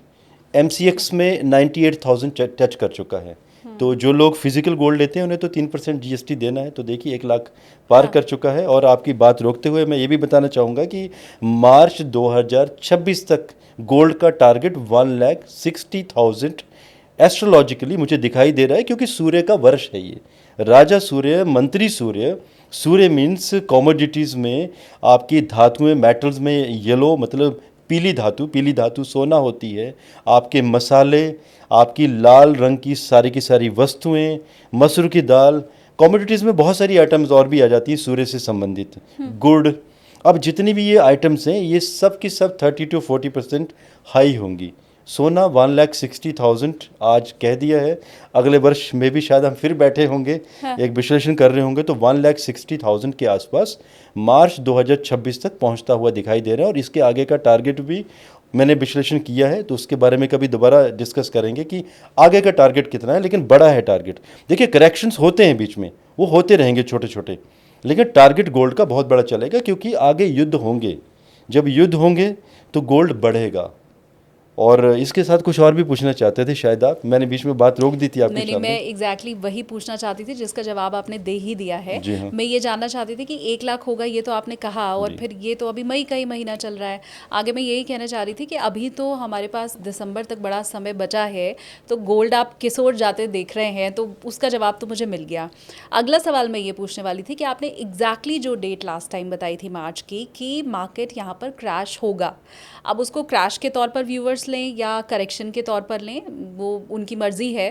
उनके शेयर कितने टूटे, उनका पोर्टफोलियो कैसा रहा, उस हिसाब से वो डिसाइड करेंगे। लेकिन शेयर मार्केट और ख़ासकर ये वॉर की सिचुएशन में आप आगे किधर जाता हुआ देख रहे हैं? गोल्ड में मैं एक बात और ऐड करना चाहूँगा, मे भी उन लोगों के लिए, क्योंकि जो लोग आज भी रुके हुए हैं कि शादियाँ होनी हैं तो गोल्ड कहाँ पे लें। देखिए MCX में अगर 89,000 अगर गोल्ड आ जाता है तो वो एक सपोर्ट प्राइस दिखाई दे रहा है, तो बेटर है वहाँ पर गोल्ड ले लिया जाए। बिकॉज़ मेरी मीडिया टीम बता रही थी कि ऐसे भी वीडियोस आजकल वायरल हो रहे हैं जिसमें कि ये बताया जा रहा है कि गोल्ड 55,000 आ जाएगा। हाँ, 55-57,000 वाले वायरल हैं। हाँ, बिल्कुल, बिकॉज़ शालिनी जी, मैं ना तो टीवी देखता हूँ, ना तो मैं यूट्यूब देखता हूँ। मैं सिर्फ इंग्लिश मूवीज़ देखता हूँ जब मुझे माइंड फ्रेश करना होता है, या तो न्यूज़पेपर पढ़ता हूँ मैं। तो मुझे नहीं मालूम, लेकिन टीम वाले कह रहे थे, तो लोगों को मैं कहना चाहूँगा कि ऐसा बिल्कुल भी नहीं होने वाला है। तो एस्ट्रोलॉजिकली मैं दावे से कहना चाहता हूँ 89,000 इज़ द सपोर्ट प्राइस। अगर लेना चाहते हैं ले लीजिए अभी, अगर यहाँ तक कहीं प्राइस गलती से आ जाता है। बिकॉज़ आज 3 मई है, आज शायद प्राइस देखा था मैंने MCX में 92 तक आ चुका है, और ये प्राइस दोबारा नहीं मिलेंगे। रही बात शेयर मार्केट की, मुझे मालूम है सितंबर में हमने भविष्यवाणी दी थी, फैब में भी कवर की थी। मैंने तो मेरा पोर्टफोलियो सेल कर दिया था उस समय, और जितने भी मेरे साथ मेरे क्लाइंट्स जुड़े हुए हैं एस्ट्रोलॉजी के, जो मुझसे विश्लेषण ले रहे हैं कई वर्षों से, पिछले 30 वर्षों से, उनको भी व्हाट्सएप पे मैसेज, यूट्यूब पे मैंने वीडियो भी दिया था सितंबर 2024 में कि market will get crash around 28%। कई लोगों ने पूछा भी था कि 28% तो क्रैश हुई नहीं, 25,000 के आसपास करेक्शन हुआ है। शालिनी, उन लोगों को क्या जिनके पोर्टफोलियो 1 करोड़ के थे और 70 लाख गायब हो चुके हैं, 30 लाख या 25 लाख ही बचे हैं, क्या वो क्रैश से कम है? बिल्कुल। क्योंकि वो पोर्टफोलियो में स्क्रिप्ट उनकी ऐसी थी कि वो शेयर 70-80% करेक्ट हो चुके हैं। कुछ डिफेंस के स्टॉक्स भी ऐसे करेक्ट हुए हैं, तो ये क्रैश से कम थोड़ी नहीं है ये। और ये सिचुएशन आगे और चलेगी। जैसे अभी 15 मई के बाद मार्केट थोड़ी सी करेक्ट होगी। आज 3 मई है, 4 को संडे है, 5 मई के बाद मार्केट थोड़ी सी नीचे जाना शुरू होगी। अभी स्टॉक मार्केट फिर से अभी अराउंड 2000 निफ्टी नीचे लोअर लेवल दिखाएगा। 16,000 की सपोर्ट मुझे दिखाई दे रही है निफ्टी की, 16,100 की। आप सपोर्ट प्राइस क्या होता है आप समझ गए हैं, और समझदार व्यूअर्स भी समझ ही गए हैं कि सपोर्ट प्राइस क्या है। तो एक मैसेज भी है हमारा इन व्यूअर्स को कि सोच समझ के निर्णय लें। स्टॉक मार्केट में बने रहना है तो या तो अगर पेशेंस है, एक्सपीरियंस है, तभी रहें। लोगों की बातों में ना आए कि किसी पड़ोसी ने कहा कि उसने गाड़ी ले ली है, BMW या ऑडी ले ली है और स्टॉक मार्केट से पैसे कमाए हैं, सबको नहीं मिलेंगे। क्योंकि उसके लिए आपकी कुंडली में भी वो प्लानिटरी कॉम्बिनेशंस होने चाहिए। क्योंकि मेरे पास भी कई बार लोग विश्लेषण के लिए आते हैं, कुंडली में अगर कॉम्बिनेशन हो ही ना, तो इससे पहले कि हम कंसल्टेशन दें, मैं ऐसे लोगों को रिफ़ंड ही करवा देता हूँ जो बड़ी उम्मीद के साथ आते हैं। पता होता है कि वो ये जो नेटिव है, जो जातक है, क्लाइंट कह लीजिए, वो जान खाएगा बाद में। तो इससे तो बेटर है कि एक 30 सेकंड विश्लेषण के बाद आई टेल माई टीम कि इस व्यक्ति को इसकी फ़ीस रिफ़ंड कर दी जाए, इसको स्टॉक मार्केट में कुछ नहीं मिलने वाला है, उल्टा ये जातक हमारी जान खाएगा। हाँ, जिसकी कुंडली में दम कम होता है उन्हें मैं प्रॉपर विश्लेषण देता हूँ। पेनी स्टॉक्स के मतलब कौन सी कंपनीज के लेने हैं, या कौन से PSUs लेने हैं, कौन से डिफेंस के स्टॉक्स लेने हैं, किस इंफ्रास्ट्रक्चर में किन कंपनीज के स्टॉक्स लेने हैं, मैं सब गाइडलाइंस देता हूँ कुंडली के बेस के ऊपर। अच्छा। लेकिन उन्हीं व्यक्तियों को जिनकी कुंडली में ये दिखाई देता है कि उन्हें बेनिफिट्स मिलेंगे, सबको नहीं। और ये बात लास्ट टाइम भी हुई थी हमारे बीच में कि कई लोगों के लिए तो किस्मत ऐसी होती है कि हिडन एसेट, कि अगर 8वां घर सक्रिय है और कहीं ना कहीं 11th के साथ, 2nd के साथ कनेक्टेड है, और 9th कहीं जुड़ जाए साथ में या उसके नक्षत्र, तो ऐसे लोग मान लीजिए 10 लाख लगाएंगे तो वो 10 करोड़ बनते हैं, देर नहीं लगती। और ऐसे मेरे पास कई केसेस हैं जिन क्लाइंट्स को इतने बड़े बड़े फ़ायदे हुए हैं, और जिनको मैंने कहा है कि उनको फ़ायदा होना है, 100% केसेस में फ़ायदा हुआ है उन लोगों को। डिपेंड की चार्ट में वो कॉम्बिनेशन होने चाहिए। वो कहते हैं ना, बिना किस्मत में कुछ नहीं मिलता, बिना किस्मत के। हाँ, तो ये मैं अगर मान लूँ कि कुंडली में अगर शेयर मार्केट से पैसा है तभी आप उनको आगे प्रिडिक्ट करते हैं, तो इसी आधार पर क्या हम ये भी मान सकते हैं कि ये सट्टेबाजी में जिनको धन लाभ अचानक से हो जाता है, 1 करोड़ 7 करोड़ जिनको ड्रीम 11 से मिल जाता है, तो उनकी कुंडली में भी योग होता है? बिल्कुल होता है, यही कॉम्बिनेशन है, दैट्स कॉल्ड स्पेकुलेशन। लेकिन उसमें भी समय सीमा होती है कि कुंडली में वो कौन सी ट्रांजिट आएगी जब वो डिग्री मैच करेगी आपके कुंडली के प्लैनेट की और आपके गोचर के प्लैनेट के साथ जो क्लोज डिग्री होगी एक पर्टिकुलर नवांश 3 डिग्री 20 मिनट का जब वो मैच होगा तभी फ़ायदा होगा। ये नहीं कि उसमें भी देखिए कई लोग क्या गलतियाँ करते हैं, लास वेगस चले जाते हैं, मान लीजिए किसी ने $1000 लगाए, वो कम से कम $1 मिलियन कमा के ले आता है वहाँ से। ऐसे होता है, लगातार लोग बैठे रहते हैं 25 30 दिन 50 दिन वहाँ पर, फिर उनको लालच आ जाता है, फिर 1 साल 6 महीने बाद फिर चले जाते हैं। जितना कमाया नहीं था उससे ज़्यादा वो तो गवा के आते हैं, अपना भी लगा के आ जाते हैं, बिकॉज वो समय जो सीमा थी वो दे रही थी। वो जो नवमांश था, सिंगल नवमांश क्लोज डिग्री का, वो देने आया था, वो दे के चला गया, बार बार थोड़ी नहीं देगा ज़िंदगी में वो। दैट्स कॉल्ड स्पेकुलेशन, सट्टा। और वो कभी कभी समय आता है, वो कुंडली से प्रिडिक्ट किया जा सकता है कि वो लॉटरी और सट्टे का समय कब आएगा। और जिसने उस समय को पकड़ लिया वो पकड़ लिया, और जो समय निकल गया तो वो निकल गया। बहुत से ऐसे किस्से कहानियां भी मैंने सुनी, अब तो हालांकि बहुत कम होता है, कि गड़ा धन मिल गया। यही है वो। अच्छा, गड़ा Yes. धन, ड्रीम 11, ये सारे जो अचानक से पैसे मिलते हैं, इनका योग एक एग्जैक्टली क्योंकि देखिए गड़ा धन पहले कहा जाता था कि कहीं पहाड़ी इलाकों में या कहीं प्लेन में फोर्ट के नीचे किसी ने सपना ले लिया सुबह सुबह कि मुझे ड्रीम आया कि वहाँ पे खुदाई करेंगे तो सोना मिलेगा, और मिलता भी था लोगों को। हाँ। दैट्स कॉल्ड गड़ा हुआ धन। वहाँ पे कोबरास भी होते हैं प्रोटेक्शन के लिए। हाँ। क्योंकि कोबरा को basically that's a scientific matter कि उसको मेटल ठंडा पसंद आता है, तो लोगों को गड़ा हुआ धन वैसे मिलता था। आज टेक्नोलॉजी हाई है, गड़ा धन मतलब आपका कहीं ना कहीं ऑनलाइन गेमिंग, जो कि मैं सबको मना करता हूँ इन चीज़ों से दूर रहें। दैट्स कॉल्ड सिकनेस, बीमारी है, डिजीज़ है।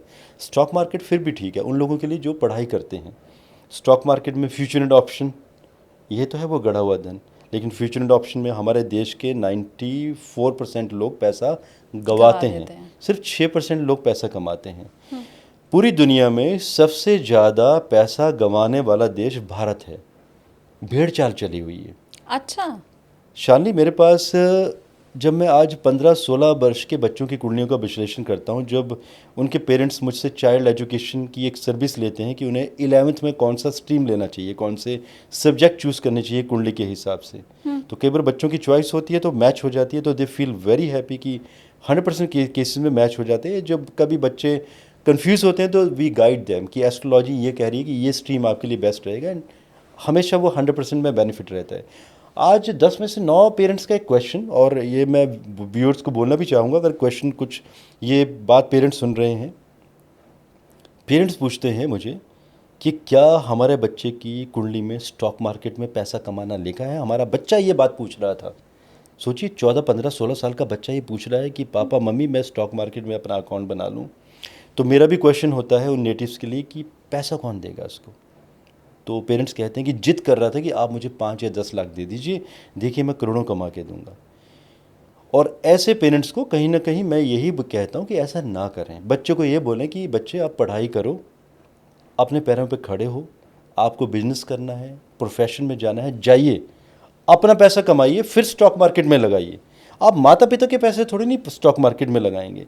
और माता पिता भी कैसी गलतियाँ कर रहे हैं कि बच्चों को पोर्टफोलियो बना के दे देते हैं, और उन्हें मालूम भी है कि 18 से पहले पैन कार्ड बच्चे का पेरेंट्स के साथ अटैच होगा, इनकम होगी तो वो पेरेंट्स के साथ अटैच होगी। हाँ। और बच्चे को एक सिकनेस क्रिएट कर रहे हैं। जो बच्चा पढ़ाई करने वाला था, नॉलेज लेने वाला था, आपने उसे स्टॉक मार्केट में पैसा कमाने के लिए लगा दिया। अभी तक तो मैंने किसी बच्चे को कामयाब होते हुए देखा नहीं। अभी तक जितने भी मेरे पास केसेस आए हैं सब बर्बाद हुए हैं। अगर कोई कामयाब आगे होगा तो मैं डिस्कस भी करूँगा, लेकिन 10 में से 9 बच्चों को मैंने डिप्रेशन में जाते हुए देखा है कि मम्मी पापा ने 20 लाख रुपए दे दिए, शुरू में 20 के 25 बन गए, बाद में लालच आ गया, फ्यूचर एंड ऑप्शन में बड़ा गेम प्ले हो गया, 25 के 25 लगा दिए, और बाद में 2-3 लाख रुपए हाथ में बचे। अब क्या करें उसका। और वैसे बच्चे डिप्रेशन में कि अब 2-3 लाख भी ख़त्म हो गए, फिर मम्मी पापा को कह रहे हैं कि आप पीपीएफ से निकलवा के दे दो, अपना कोई पेंशन प्लान तोड़ दो, या कुछ कहीं से लोन ले लो। बच्चे भी इतने होशियार हैं, दोस्तों से पैसे ले रहे हैं उधार। और सोचिए ऐसे बच्चे क्या करेंगे, क्राइम करेंगे बाद में। बच्चे अगर एक दूसरे से पैसा उधार लेंगे, शालिनी कहाँ से लेंगे। एक बच्चा दूसरे को कहेगा कि आप मुझे दे दो लाख 2 लाख, बेटे भाई मैं तुझे 2 के मैं 20 बना के देता हूँ, वो दे भी देगा, फिर 20 कहाँ से बनाओगे। क्राइम, लड़ाई झगड़े, ड्रग्स यहीं से तो शुरू हो रही है। तो this is a message from your podcast channel, for this podcasting through your channel. Parents के लिए मेरा मैसेज है कि बच्चों को स्टॉक मार्केट से दूर रखें, बच्चों को कहें कि भाई आप अपना पैसा कमाएं, अपना पैसा खुद लगाएं स्टॉक मार्केट में, फिर वो पैसे को गवाएं बनाएं, फिर वो उनकी इच्छा है, अपना पैसा ना दें बच्चों को। प्रशांत जी, अब अगर मैं बैक टू दी टॉपिक जो हम वॉर की बात कर रहे थे उस पे आऊँ, और आपने अभी बातों बातों में ही ये चीज़ कही कि सितंबर 26 के बाद जो हमारे डिफेंस के स्टॉक हैं वो बहुत तेज़ी से आगे बढ़ेंगे, तो क्या उसके थोड़ा पहले, क्योंकि प्रिडिक्शन तो आपने कर ही दी है, क्या जून जुलाई से उन स्टॉक्स को ख़रीदना शुरू कर देना चाहिए 2026 में, या अभी आप किधर जाता हुआ स्टॉक मार्केट देख रहे हैं? अभी अगर स्टॉक मार्केट अगर नीचे फॉल करती भी है तो भी डिफेंस के स्टॉक्स को अभी बाई करना शुरू कर देना चाहिए। अगर वो गिर भी जाते हैं 20-30%, तो मेरा यही एक मैसेज है व्यूअर्स के लिए कि नीचे गिरते हैं फिर से एक एवरेज बनाइए, नीचे से फिर बाई करना शुरू कीजिए, और गिरते हैं मेक एन एवरेज, फिर से बाई करना शुरू कीजिए।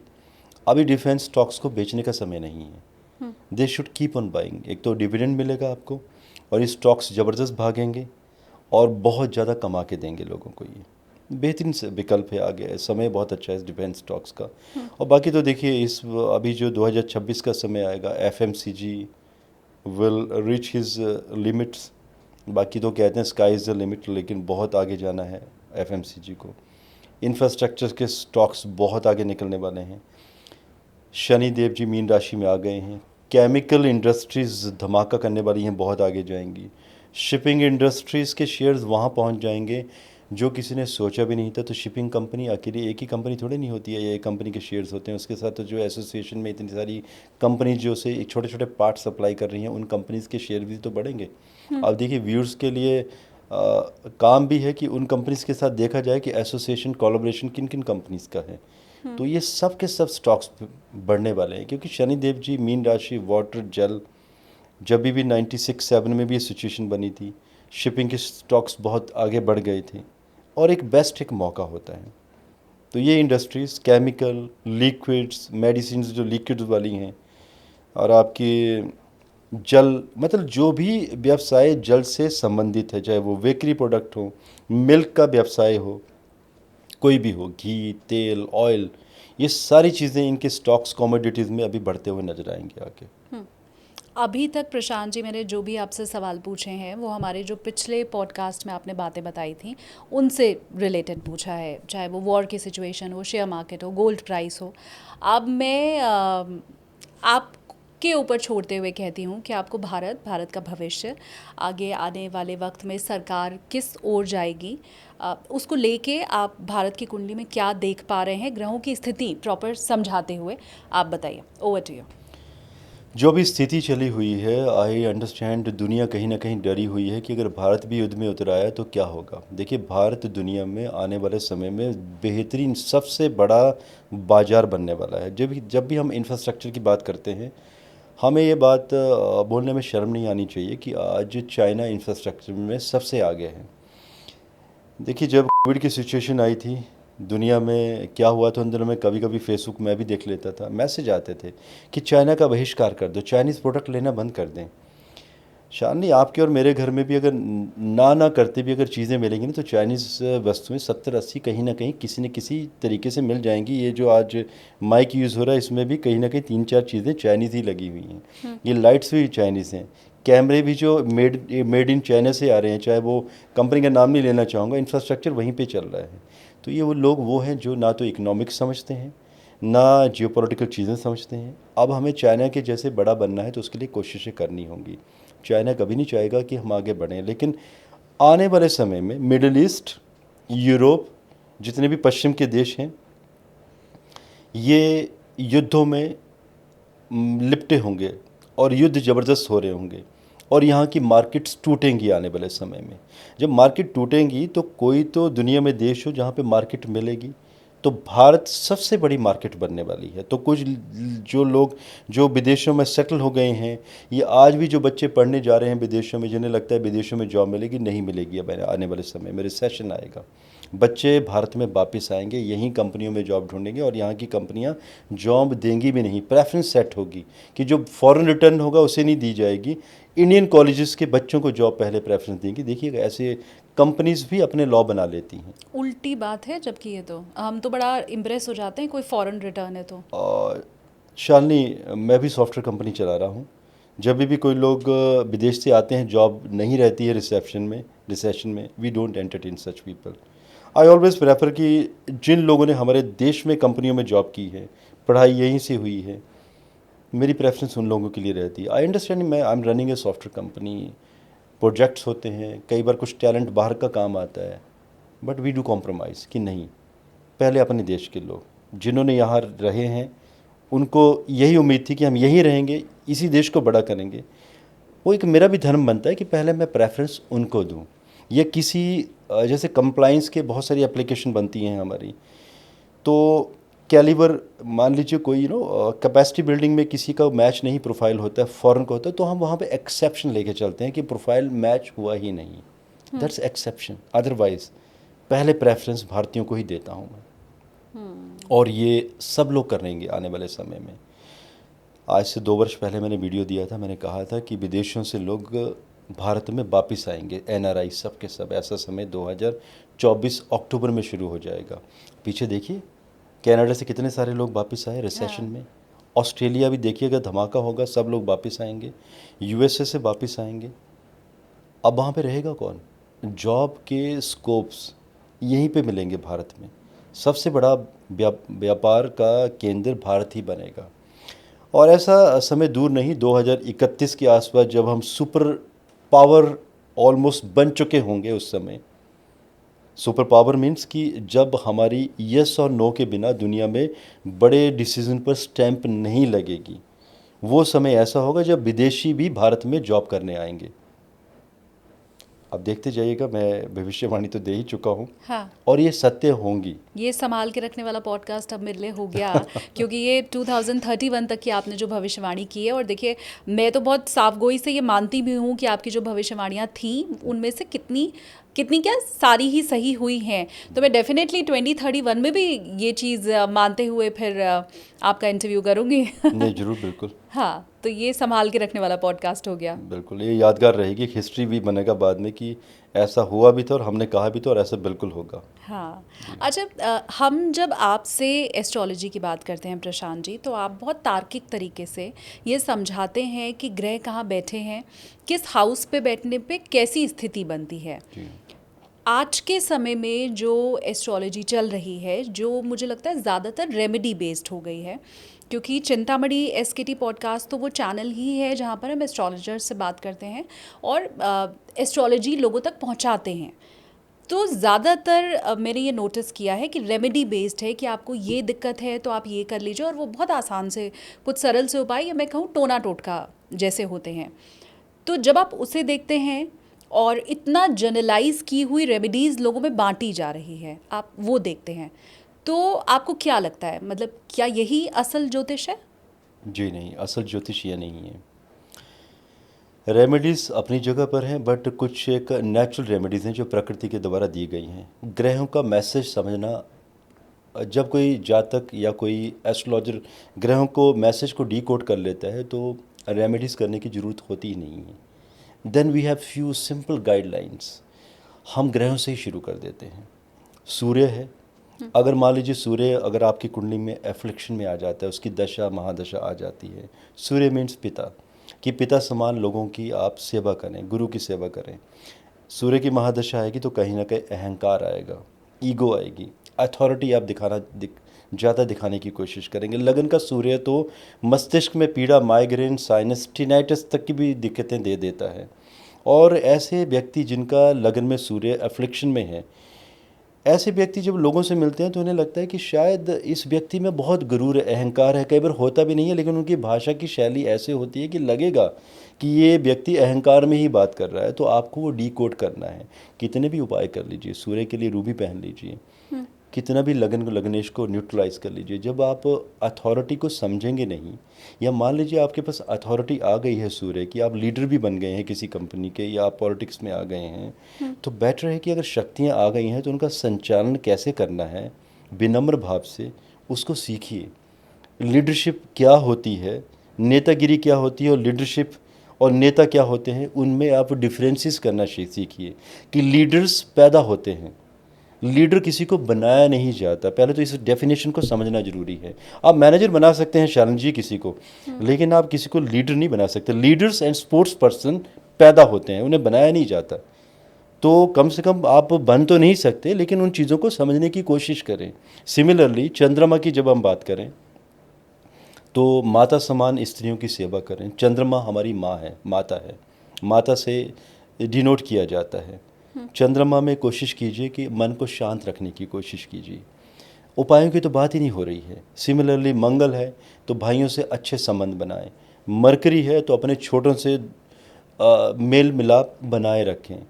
कोई अगर आपको यूनिक्स मिल जाते हैं तो उनको रिगार्ड कीजिए, उनका दर्द समझिए कि कहीं वो प्रताड़ित तो नहीं किए गए हैं समाज के द्वारा, या कोई ऐसा यूनिक मिल जाता है आपको जो पेरेंट्स नहीं चाहते थे कि वो आगे पढ़े या उन्होंने उस मंडली में सौंप दिया, तो उसको निकाल के लेके आइए, एजुकेशन दीजिए और कहीं उसको आईपीएस बनने का मौका दीजिए। आपका मरकरी स्वयं स्ट्रांग हो जाएगा। आपका जुपिटर के लिए आप गुरुओं की सेवा कीजिए, सात्विक बन जाइए। माय गॉड शालिनी जी, गुरु के जुपिटर के बारे में तो मेरा इतना एक्सपीरियंस है, कभी हम एक सिंगल इसके ऊपर पॉडकास्ट कर सकते हैं 2-3 घंटों का, जो मेरे इतने वर्षों का एक्सपीरियंस है। मैंने एक चीज़ नोट की है, अभी जो ज्योतिष के स्टूडेंट्स हैं या व्यूअर्स में समझते होंगे, आप भी ज्योतिष समझते हैं, अगर किसी कुंडली में जुपिटर मार्केश बनाता है, बादकेश भी है उस कुंडली में, और साथ में वो मेलफिक भी है, नीच का भी हो जाता है, और अगर ऐसा व्यक्ति सात्विक है, नॉनवेज अल्कोहल नहीं लेता है, गुरुओं की सेवा करता है, निष्ठा भाव रखता है सबके लिए, एंड सबके लिए अच्छा सोचता है, धर्म कर्म अच्छे करता है और डोनेशंस देता है, किसी भूखे प्यासे को खाना खिलाता है, नेचर के प्रति बहुत संवेदनशील है, आप बिलीव नहीं करेंगे, यही गुरु जो उसकी लाइफ में संतान सुख छीनने आया था, धन छीनने आया था, विद्या बुद्धि बल छीनने आया था, मोटापा देने आया था, किडनीज को ख़राब करने आया था, रोग देने आया था, शारीरिक रोग, और उसकी हालत ख़राब करने आया था, मिट्टी में मिलाने आया था, यही गुरु उल्टा हो जाएगा। ये सारी चीज़ों को अपलिफ्ट कर देता है। आप सोचिए उपाय क्या किया आपने, आपने तो सिर्फ गाइडलाइंस फॉलो की। हाँ। वीनस शुक्र, वो कहते हैं ना कि सिर्फ किताबें कहने से और कहने से करने से, देख कहने से फ़र्क नहीं पड़ेगा, करना होगा। अक्सर लोग कहते हैं कि स्त्रियां घर की लक्ष्मी होती है, तो कम से कम लक्ष्मी को मानिए। मेल शोविनिज्म, आई नो कि कई पुरुषों को अभी थोड़ी सी मिर्ची भी लगेगी मेरी बात सुन के, कई बार डिसीजन खुद ले लेते हैं, घर की स्त्रियों को पूछते नहीं हैं, और क्या कहते हैं कि हमने इनको अधिकार दिया है, बाहर में शॉपिंग करेंगी, हमने इनको अधिकार दे दिया कि जाओ और तुम जॉब कर सकती हो। यार होते कौन हो आप ये अधिकार देने वाले? पहले तो इस चीज़ को समझो। जब आप ऐसी बात भी कर देते हैं तो आपका शुक्र अगर ऊंच का भी होगा तो नीच का चला जाएगा, वो आपका वीनस एम्पावर करेगा ही नहीं, आपको लग्जरी छीन लेगा आपसे, क्योंकि आपने उस लक्ष्मी को रिस्पेक्ट किया ही नहीं। आप एक डोमिनेशन में, आप डोमिनेट कर रहे हो, आप घर की लक्ष्मी को, आप एहसान जता रहे हो कि नहीं इस महिला के ऊपर हमने एहसान किए हैं। ये कोई भी कार्य करती है तो उसे हम करने देते हैं क्योंकि हम उसे इजाज़त देते हैं, ऐसे कई पुरुषों का अक्सर कहना होता है। तो इसमें एक पुरुष प्रधान समाज की छवि दिखाई देती है, मेल शोविनिज्म जिसको कहते हैं, जिससे कि हमारे देश की ऑलमोस्ट आज भी 70 से 80% महिलाएं त्रस्त हैं। बिल्कुल। कथनी और करनी में बहुत फ़र्क है कि महिलाओं के अधिकार, सबको मालूम है कि आज भी जब एक प्राइवेट सेक्टर में जब एक महिला अपने बलबूते पर आगे चली जाती है, तो जब कहीं बॉस के साथ मीटिंग में होती है चाय कॉफ़ी में, तो पीछे गॉसिप्स कैसे होते हैं, हाँ यार शायद इस वजह से ऐसे हुआ होगा, सोचिए कितनी गंदी गंदी सोच है। तो जब आप ऐसे विचार मन में भी लेके आएंगे ना, बोलना तो दूर की बात है, तो आपने अपने शुक्र को कमज़ोर कर दिया। तो जहाँ पर आप अपनी महिलाओं को रिस्पेक्ट नहीं करेंगे, घर की जो आपकी लक्ष्मी है, जब आपने पत्नी को डिसरिस्पेक्ट दे दी, अब्यूज़ कर दिया, उसको परेशान किया, आपने उसको मेंटली टॉर्चर किया, सम्मान नहीं दे रहे हो किसी भी तरीके से, आपका वीनस बहुत डाउन जा रहा है। वीनस से संबंधित जितने भी गुण हैं अवगुण में बदल जाएंगे, बीमारियां होंगी, सियाटिका पेन होगा, कमर के रोग बनेंगे, L3 एंड L4 का डैमेज होना तय है, आंखों के रोग बनेंगे एंड सेक्सुअल डिसऑर्डर्स भी बनना तय है। बहुत कुछ बोला जा सकता है। सिमिलरली शनि, राहु, केतु, और इसको कभी हम अलग से भी कवर कर सकते हैं। जरूर। तो दीज आर गाइडलाइंस। अगर गाइडलाइंस ही कोई व्यक्ति फॉलो कर लेता है, उपाय करने की ज़रूरत है ही नहीं। शालिनी जी, अक्सर मेरे पास लोग आते हैं, मैं कभी किसी को डराता नहीं हूँ। किसी की कुंडली में मृत्यु योग भी है नहीं, मुझे पता भी चल जाता है कि 3-4 माह ही बचे हैं। I don't tell them. मैं उनको इतना पॉजिटिविटी में ले जाता हूँ कि भाई ये 4 महीने तो कम से कम जी लो, 4 महीने शेर की तरह जी लो, ठीक है। मैं कभी नहीं बताता हूँ। जब कोई भी 4 माह के बाद कभी कोई बताता है मुझे कि आपने बताया नहीं था, वो तो चल बसे एंड उनको ब्रेन स्ट्रोक आया, तो मैं उनको कहता हूँ कि आप मेरी मेल चेक कीजिए, 3rd या 4th वाली लाइन कि उसमें मैंने डिप्लोमेटिक लैंग्वेज में क्या लिखा हुआ है। तो कई बार इस तरह से भी प्रेडिक्शन करनी होती है। क्या बोलोगे आप किसी को कि आप 3 माह 4 माह के बाद बचने नहीं वाले हैं? शालिनी जी, कोई उपाय नहीं है उसका, ठीक है। रावण की तरह विद्वान कोई नहीं बन सकता। सिर्फ वही थे जिन्होंने ग्रहों को कंट्रोल में कर लिया था, लोगों की, अपनों की मृत्यु तक रोक ली थी। रावण बनना बहुत मुश्किल है। वो एक ही थे विद्वान, और एक ही थे और एक ही रहेंगे, और कोई नहीं बन पाएगा रावण जैसा। सो ऐसी जब सिचुएशन आती है तो we don't tell people, but diplomatically हम 1-2 लाइन मेल में लिख देते हैं, बताते नहीं हैं लोगों को। तो ये चीज़ें, क्योंकि जब हम बता देंगे तो हम अपने शनि को भी हम खराब करेंगे। देखिए, ज्योतिष करना इतना आसान नहीं है शालिनी जी। जब हम किसी को उपाय बताते हैं, गलत उपाय बताएंगे तो बैकफायर हमारे ऊपर होगा। आप कभी देखना, एस्ट्रोलॉजिकल लॉबीज़ में आपको बहुत रेयर लोग मिलेंगे who are physically fit astrologer, मतलब फिटनेस की बात कर रहा हूँ। क्योंकि आप जब किसी को उपाय देते हो तो छठा घर आपका कमज़ोर होता है, और कहीं गलत उपाय दे रहे हो, लालच में हो, ग्रीडीनेस के चक्कर में आपने ज़्यादा पैसा किसी से ले लिया, महंगे महंगे जेमस्टोन जहाँ ज़रूरत ही नहीं थी। क्योंकि अक्सर लोगों की ये बात होती है कि एस्ट्रोलॉजर से ही ले लिया जाए, या उसी से यज्ञ पूजा पाठ रेमेडीज आउटसोर्स उसी से कर ली जाए। उनको भी लगता है कि एक ही व्यक्ति पूरी रिस्पॉन्सिबिलिटी ले ले। लेकिन अगर आपने लालच में आके उपाय भी गलत बता दिए, पैसा ज़्यादा ले लिया, कहाँ आप भुगतान करेंगे उसके? अपने ऊपर, उस एस्ट्रोलॉजर के ऊपर वो बैकफायर हो जाएगा। एस्ट्रोलॉजर की तबीयत खराब हो जाएगी, फैमिली में कन्फ्लिक्ट हो जाएगी। आप उपाय करने गए हो लोगों के, लेकिन उन लोगों की सारी समस्याएं सब की सब आपके अपने अंदर ले लोगे आप। यही तो है ज्योतिष। जो ज्योतिषी, अगर कोई एस्ट्रोलॉजर बनना चाहता है तो उसके लिए मेरा एक ही मैसेज होता है कि पहले एस्ट्रोलॉजर बाद में बनिए, पहले एक अच्छे इंसान बनने की कोशिश कीजिए एंड प्रकृति के मैसेज को समझिए। बहुत पैसा है एस्ट्रोलॉजर्स के पास, बहुत पैसा देते हैं लोग, लेकिन मेरे गुरुजी ने एक बात बताई थी मुझे कि ज्योतिष में बहुत पैसा आएगा, लेकिन उसके लिए प्रकृति का नियम है कि आपको बहुत ज़्यादा पहले देना पड़ेगा, फिर बाय डिफ़ॉल्ट आपके पास आएगा। तो पहले तो जो नए स्टूडेंट्स हैं, ज्योतिष में आए हैं या जो सीख रहे हैं, प्रेडिक्शंस दे रहे हैं, तो पहले तो बेटर है कि वो फ्री कंसल्टेशन देना शुरू करें। मैंने भी ऑलमोस्ट 2020 तक फ्री कंसल्टेशन ही दी है, 30 वर्षों तक लगातार। 2020 तक? उसके बाद फिर वो काम इतना ज़्यादा हो गया कि अब तो जो फीस भी आती है लोगों की तो कई बार रिफ़ंड करनी पड़ती है, क्योंकि शालिनी जी, वेटिंग पीरियड जो मुझसे लोग कंसल्टेशन लेते हैं 7 to 8 मंथ का भी चल रहा है अभी कुछ एक सर्विसेज में। तो क्योंकि मेरे कुछ और भी वेंचर हैं, सॉफ्टवेयर कंपनी है, माइनिंग के काम है मेरे, तो वहाँ भी समय देना होता है।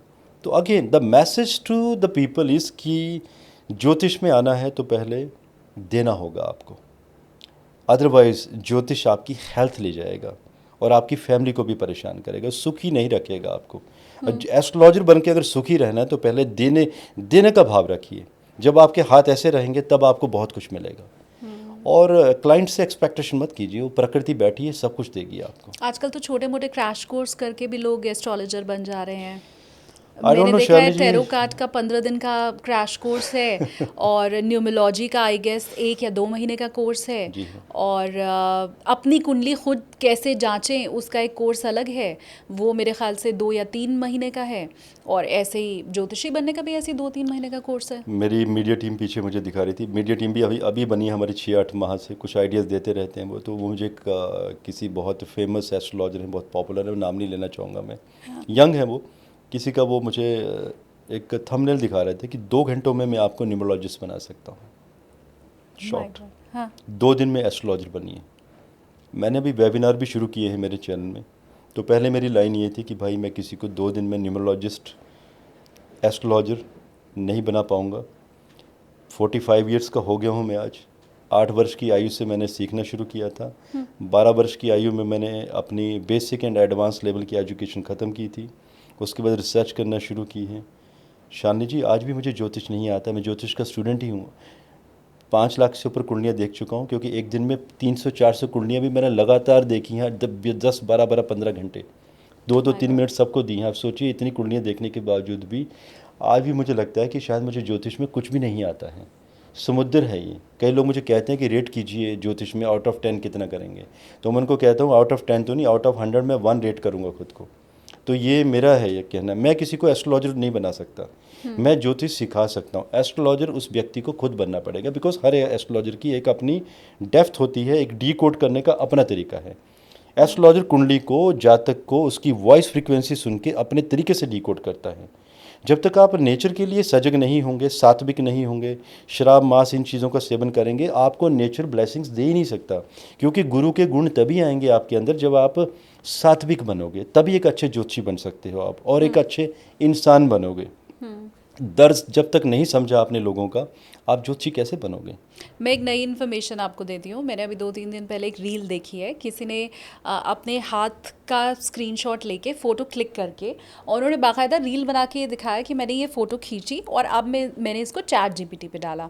आप देखो, चैट जीपीटी पूरा मेरी पर्सनालिटी को बता रहा है, और बहुत हद तक उसने सही बताया है। उन्होंने ये ज़रूर कहा कि ये फ्यूचर भले ना आपका बता सकता हो, लेकिन आप अगर ऐसे अपने हस्तरेखा के ज़रिए अपनी पर्सनालिटी जानना चाहते हैं तो वो तो चैट जीपीटी बहुत अच्छे से बता रहा है। तो ये नया नया है मार्केट में। शालिनी जी, इसमें मैं कहना चाहूँगा कि मैं सिर्फ एस्ट्रोलॉजर ही नहीं हूँ, मैं सॉफ्टवेयर प्रोफेशनल हूँ। 10 साल मैंने जॉब की है सॉफ्टवेयर इंडस्ट्रीज़ में, अच्छी कंपनीज़ के साथ, फॉर्च्यून 500 की कंपनीज़ के साथ भी। अभी सॉफ्टवेयर कंपनी भी चला रहा हूँ पिछले 10 वर्षों से। और मैं खुद सिक्योरिटी टेस्टिंग करता हूँ, एथिकल हैकिंग, सारी चीज़ें आप समझ ही रहे हैं किस लेवल की टेस्टिंग, प्रोडक्ट को टेस्ट करना। मैं ट्रबल शूटर, जहाँ मेरे आज भी लोग फेल हो जाते हैं, जिसमें कुछ IITs भी हैं मेरे पास, तो मैं खुद उस एप्लीकेशन को ट्रबल शूट करता हूँ। अब आप सोच लीजिए कितना बड़ा एक्सपीरियंस होगा मेरा काम करने का। AI मैं भी समझता हूँ, मैंने भी, देखिए मुझे हर दिन 30 मिनट पढ़ाई करनी पड़ती है IT की, और इसलिए भी करनी पड़ती है, कंपनी जो चला रहे हो आप। AI कभी भी रिप्लेस नहीं कर सकता ज्योतिष को, बेसिक्स बता सकता है वो। एज आई मेंशन, हर ज्योतिषी का विश्लेषण करने का तरीका अलग है। हाउ यू डिकोड AI में, देखिए जो डालेंगे AI क्या है, आपका जो एल्गोरिदम बना हुआ है वो हर जगह से डाटा लेके एक बेस्ट देने की कोशिश करेगा। The kind of algorithm we have given to AI। लेकिन एस्ट्रोलॉजर क्या है, उसका एक्सपीरियंस इतने वर्षों का। कई बार तो ये भी होता है, हमें वॉइस फ्रीक्वेंसी से पता चल जाता है कि इसी इंसान की जॉब क्या है, इसके कितने बच्चे हैं, और वाइफ के साथ क्या रिलेशनशिप है, वाइफ फोन क्या पे जो। बात करके ऐसा नहीं कि मुझे कोई इंट्यूशन हो रही है या कोई ऊपर से कोई ऐसा कुछ हुआ कि कोई जादूगर हूँ मैं, जी नहीं। इट्स शाली, it's called experience. Similar voice frequency कहीं और भी थी, ये भी सुनी, तो वॉइस ही बता देती है इंसान की, एक हेलो ही बता देता है कि इंसान है क्या।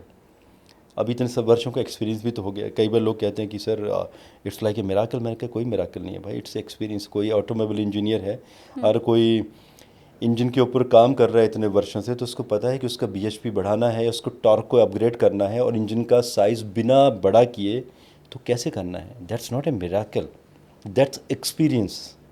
वो किसी भी चीज़ में हो सकता है। यही तो दिक्कत है, हम लोग ज्योतिषियों को भगवान बना देते हैं, पंडितों को।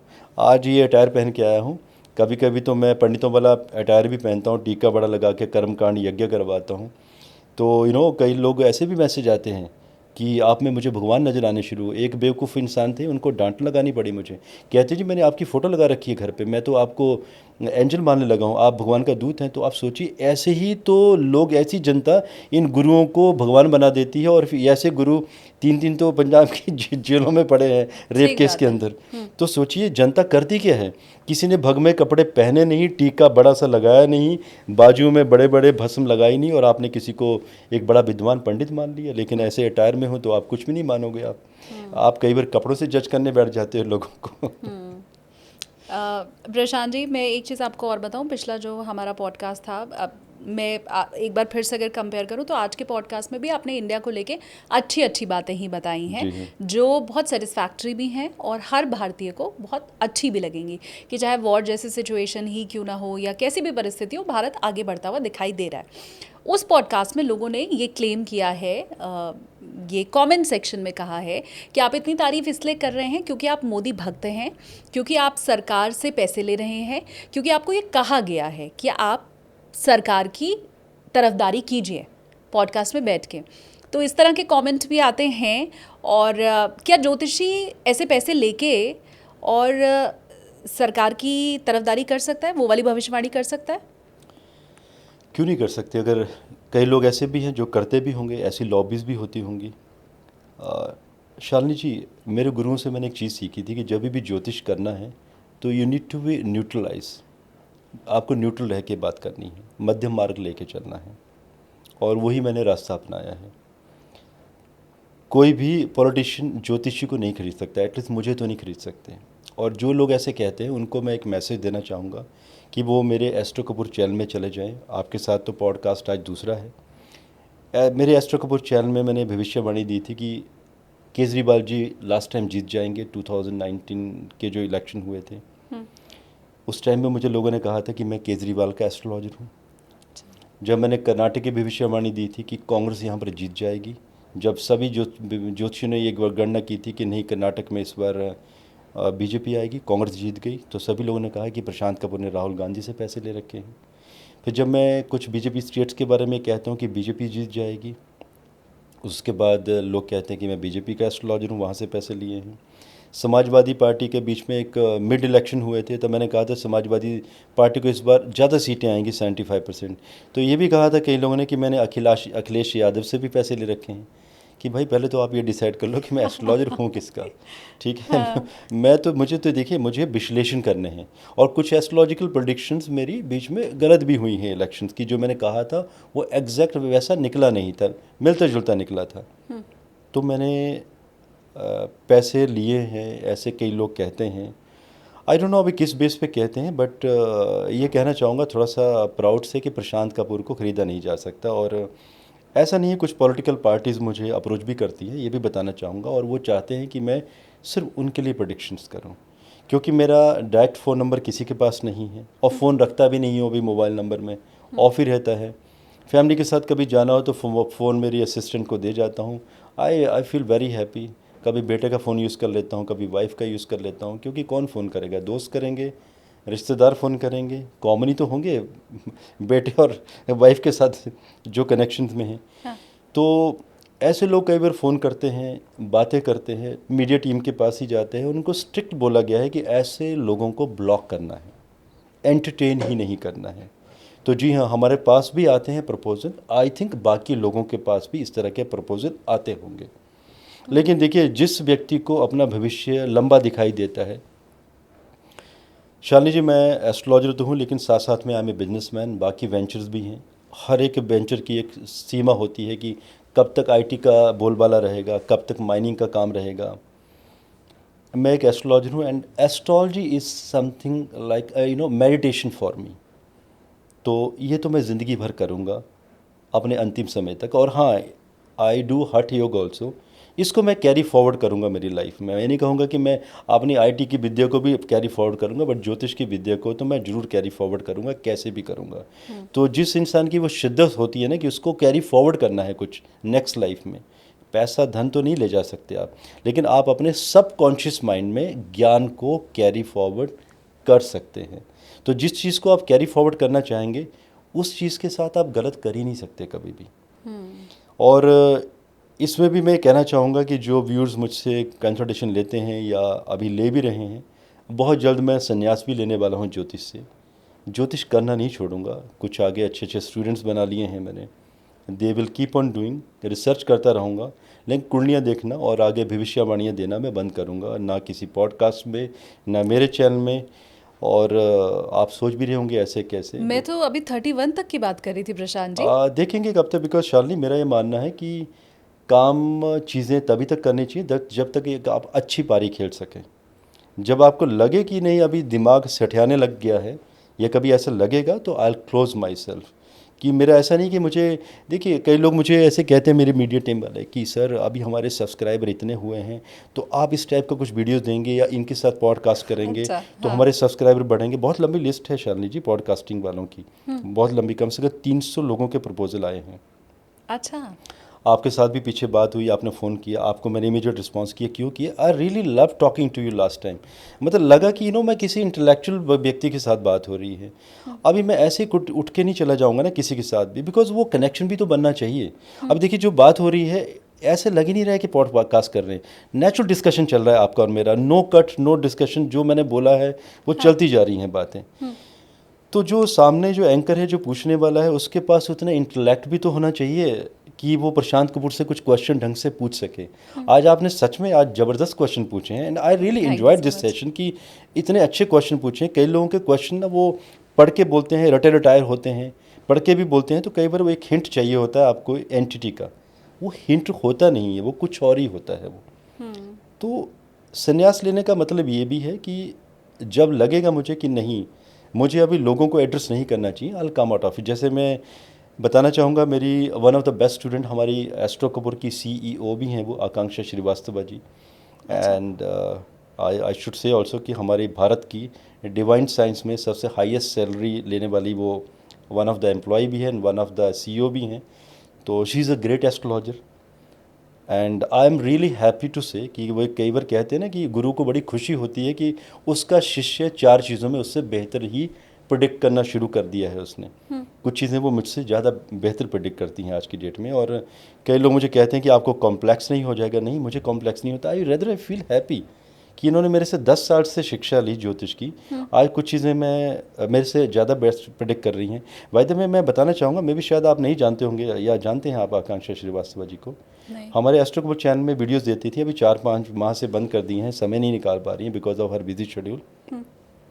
अभी जो 2023 में जो वर्ल्ड कप हुआ था नवंबर में, शी प्रेडिक्टेड कि Australia will win, she gave combination ओहो। And she is great not numerologist, she is great astronumerologist. वो मैच के बाद तो मेरा दिल टूट गया था, मैंने पहले ही अगर देख लिया होता हाँ जी। तो मेरा दिल नहीं टूटता। उसके बाद बहुत ट्रोलिंग हुई थी जब उन्होंने वीडियो दिया था, और हमारे चैनल पे इतनी ट्रोलिंग हुई और वो बेचारी 2 दिन खाना भी नहीं खा पाई, मैच के लास्ट के 2 दिन, क्योंकि लोग कह रहे थे आप गद्दार हो, देशद्रोही हो, आप भारत लगातार पहले मैच से लास्ट तक जीतता आया है तो लास्ट ऑस्ट्रेलिया को भी हराएगा, ठीक है। तो टूट गई थी वो कहीं ना कहीं, वो होता ना वो प्रे कर रही थी कि इंडिया जीत जाए। देखिए एक भारतीय तो हो आप, बिल्कुल। ठीक है, कई बार जब हम भी ऐसी प्रेडिक्शन करते हैं तो हमें कहते हैं नहीं हमारा देश जीतना चाहिए, हमारी प्रेडिक्शन की ऐसी की भले, जैसी बाढ़ में जाए हाँ। प्रेडिक्शन हमारी, ठीक गलत है। होगी तो भी अच्छा लगेगा। लेकिन फाइनली ऑस्ट्रेलिया वॉन। लेकिन उसके बाद T20 हुआ अप्रैल 2024 में, शी प्रेडिक्टेड कि India will win this time. तो उसके बाद फिर ट्रोलिंग हुई कि नहीं इस बार कोई और जीतेगा, इस बार आपकी प्रेडिक्शन पहले तुक्का मारा था, इस बार गलत होगी। उसके बाद T20 में इंडिया जीत गया। तो मैं ये भी कहना चाहूँगा शालिनी जी आपके पॉडकास्ट के माध्यम से कि कई बार शिष्य गुरुओं से ज़्यादा बढ़ जाते हैं, क्योंकि आज भी जब स्पोर्ट्स की प्रेडिक्शन की बात आती है, आपने मेरे ऐसे कोई वीडियो देखे नहीं होंगे, स्पोर्ट्स की प्रेडिक्शन में कई बार टाई हो जाता है मेरा, तो मैं पीछे हट जाता हूँ कि नहीं अच्छा। मैं नहीं दूंगा। क्योंकि 3rd 6th 11th हाउस के कॉम्बिनेशन मैं समझता तो बहुत अच्छे से हूँ, लेकिन फिर बाद में मैं उनको कह देता हूँ कि भाई आप ही कर लो ये काम। तो you know what she do, she apply all the astrological combination, ज्योतिष के सब सिद्धांत, रावण के सिद्धांतों को अप्लाई करती हैं, न्यूमरोलॉजी को अप्लाई करती हैं एंड एस्ट्रोन्यूमरोलॉजी को भी अप्लाई करती हैं। एस्ट्रोन्यूमरोलॉजी उन्होंने ही शुरुआत की थी। कई लोग कहते तो हैं एस्ट्रोन्यूमरोलॉजिस्ट, मुझे लगता है उन्होंने उन्हीं को कॉपी किया, आकांक्षा श्रीवास्तव को, कई लोगों ने। लेकिन लोगों को आज भी ये नहीं पता है कि एस्ट्रोन्यूमरोलॉजी है क्या, जो कि ज्योतिष एंड न्यूमरोलॉजी का एक सेंटर पार्ट है। तो तीनों चीज़ों का विश्लेषण करके ही वो प्रेडिक्शन देती हैं। और भी कई चीज़ें उन्होंने प्रेडिक्ट की थी ऑन द मतलब bang on predictions of her and the way she provide astrological consultation to the people. जो भी लोग, जब मैं नहीं होता हूँ ट्रैवल पे, या कई लोग कहते हैं कि आकांक्षा श्रीवास्तव जी से ही कंसल्टेशन करवा दीजिए, तो लोग बाद में मेरा नाम लेना भी नहीं चाहते, कहते नहीं अभी हमें आकांक्षा श्रीवास्तव से ही कंसल्टेशन चाहिए। तो शाली यू फील प्राउड जब आपका कोई स्टूडेंट आपकी, because I am the founder of astro Kapoor, MD भी हूँ, और मेरी कंपनी में वो CEO भी है और एक बेहतरीन एस्ट्रोलॉजर है, तो मुझे खुशी होगी रेदर कि मेरा शिष्य अगर आगे बढ़ भी जाए, लोग मुझे दरकिनार भी कर दें आने वाले टाइम में कि नहीं प्रशांत कपूर नहीं चाहिए, हमें वही महिला चाहिए Akanksha Srivastava, I will be rather happy. तो संन्यास मैं लूँगा तो उस कीमत पे कि मेरे जो आगे तैयार शिष्य हैं वो मेरे से बेहतर होने चाहिए। अगर मैं 19 हूँ तो वो 20 होने चाहिए। संन्यास हो तो वो प्राउडफुल हो, प्राउड मोमेंट होनी चाहिए। ये नहीं कि हम कुछ छोड़ के चले गए, वैक्यूम नहीं रखना चाहता मैं। आपने इतनी तारीफ कर ही दी है तो अब अगली बार जब मुलाकात होगी तो आकांक्षा जी के साथ भी मैं ज़रूर बात करूंगी और उनके प्रेडिक्शंस ये स्पोर्ट्स वाले तो डेफिनेटली मैं देखूंगी। बहुत इंटेलिजेंट महिला हैं वो, ये भी कहना चाहूँगा मैं। और इनफैक्ट उनका मरकरी मंगल साथ में कॉम्बिनेशन बना हुआ है जो अजीत डोभाल जी की कुंडली में भी बना हुआ है। अच्छा। तो आप समझ सकते हैं कि ऐसे लोग जितना ज़मीन के ऊपर होते हैं उससे उससे 20-25 गुना ज़मीन के नीचे होते हैं। हाँ। And she understand the senses, voice frequency, चलने की। आई डोंट नो, मैं कई बार कहता हूँ कि भाई अगर आपके पास इतना दिमाग होता, नहीं आपके पास जैसा अगर मेरे पास इतना दिमाग होता तो मैं पता नहीं और क्या कर लेता था, बट फिर भी उन्होंने बहुत कुछ कर लिया। But really she is very brainy. मतलब ऐसे कह सकता हूँ कि यू फील वेरी हैप्पी कि जब आप ऐसे ग्रुप के साथ काम कर रहे हो जो आपका कंपनी का फेस हो, because she is the leader of the company now. और जहाँ कई बार मैं सोचना बंद कर देता हूँ कि आगे क्या डिसीजन लिए जाएं और वहाँ से वो सोचना शुरू करें, तो यू फील वेरी हैप्पी और एक प्राउड मोमेंट होती है आपके लिए। ऐसे कुछ ऐसे 3-4 और भी शिष्य हैं। हाँ। उनके बारे में मैं अभी, उन्होंने कुछ ऐसा अचीव नहीं किया जिनके बारे में मैं बात करूं। तो जब वो कोई ऐसा बड़ा अचीव कर लेंगे, ऐसे 3 मेल हैं, ठीक है, पुरुष हैं, तो उनके नाम भी मैं बताऊंगा कौन है वो। लेकिन अभी अब वेट कर रहा हूं मैं। वो कहते हैं ना गुरु को भी एक परीक्षा चाहिए होती है अपने शिष्य की, तो वो जब परीक्षा पे उत्तीर्ण होंगे, खरे उतरेंगे, उनके बारे में भी जरूर बताऊंगा मैं। बहुत सारी शुभकामनाएं आपको प्रशांत जी कि ऐसे शिष्यों की फौज आप खड़ी कर पाएँ।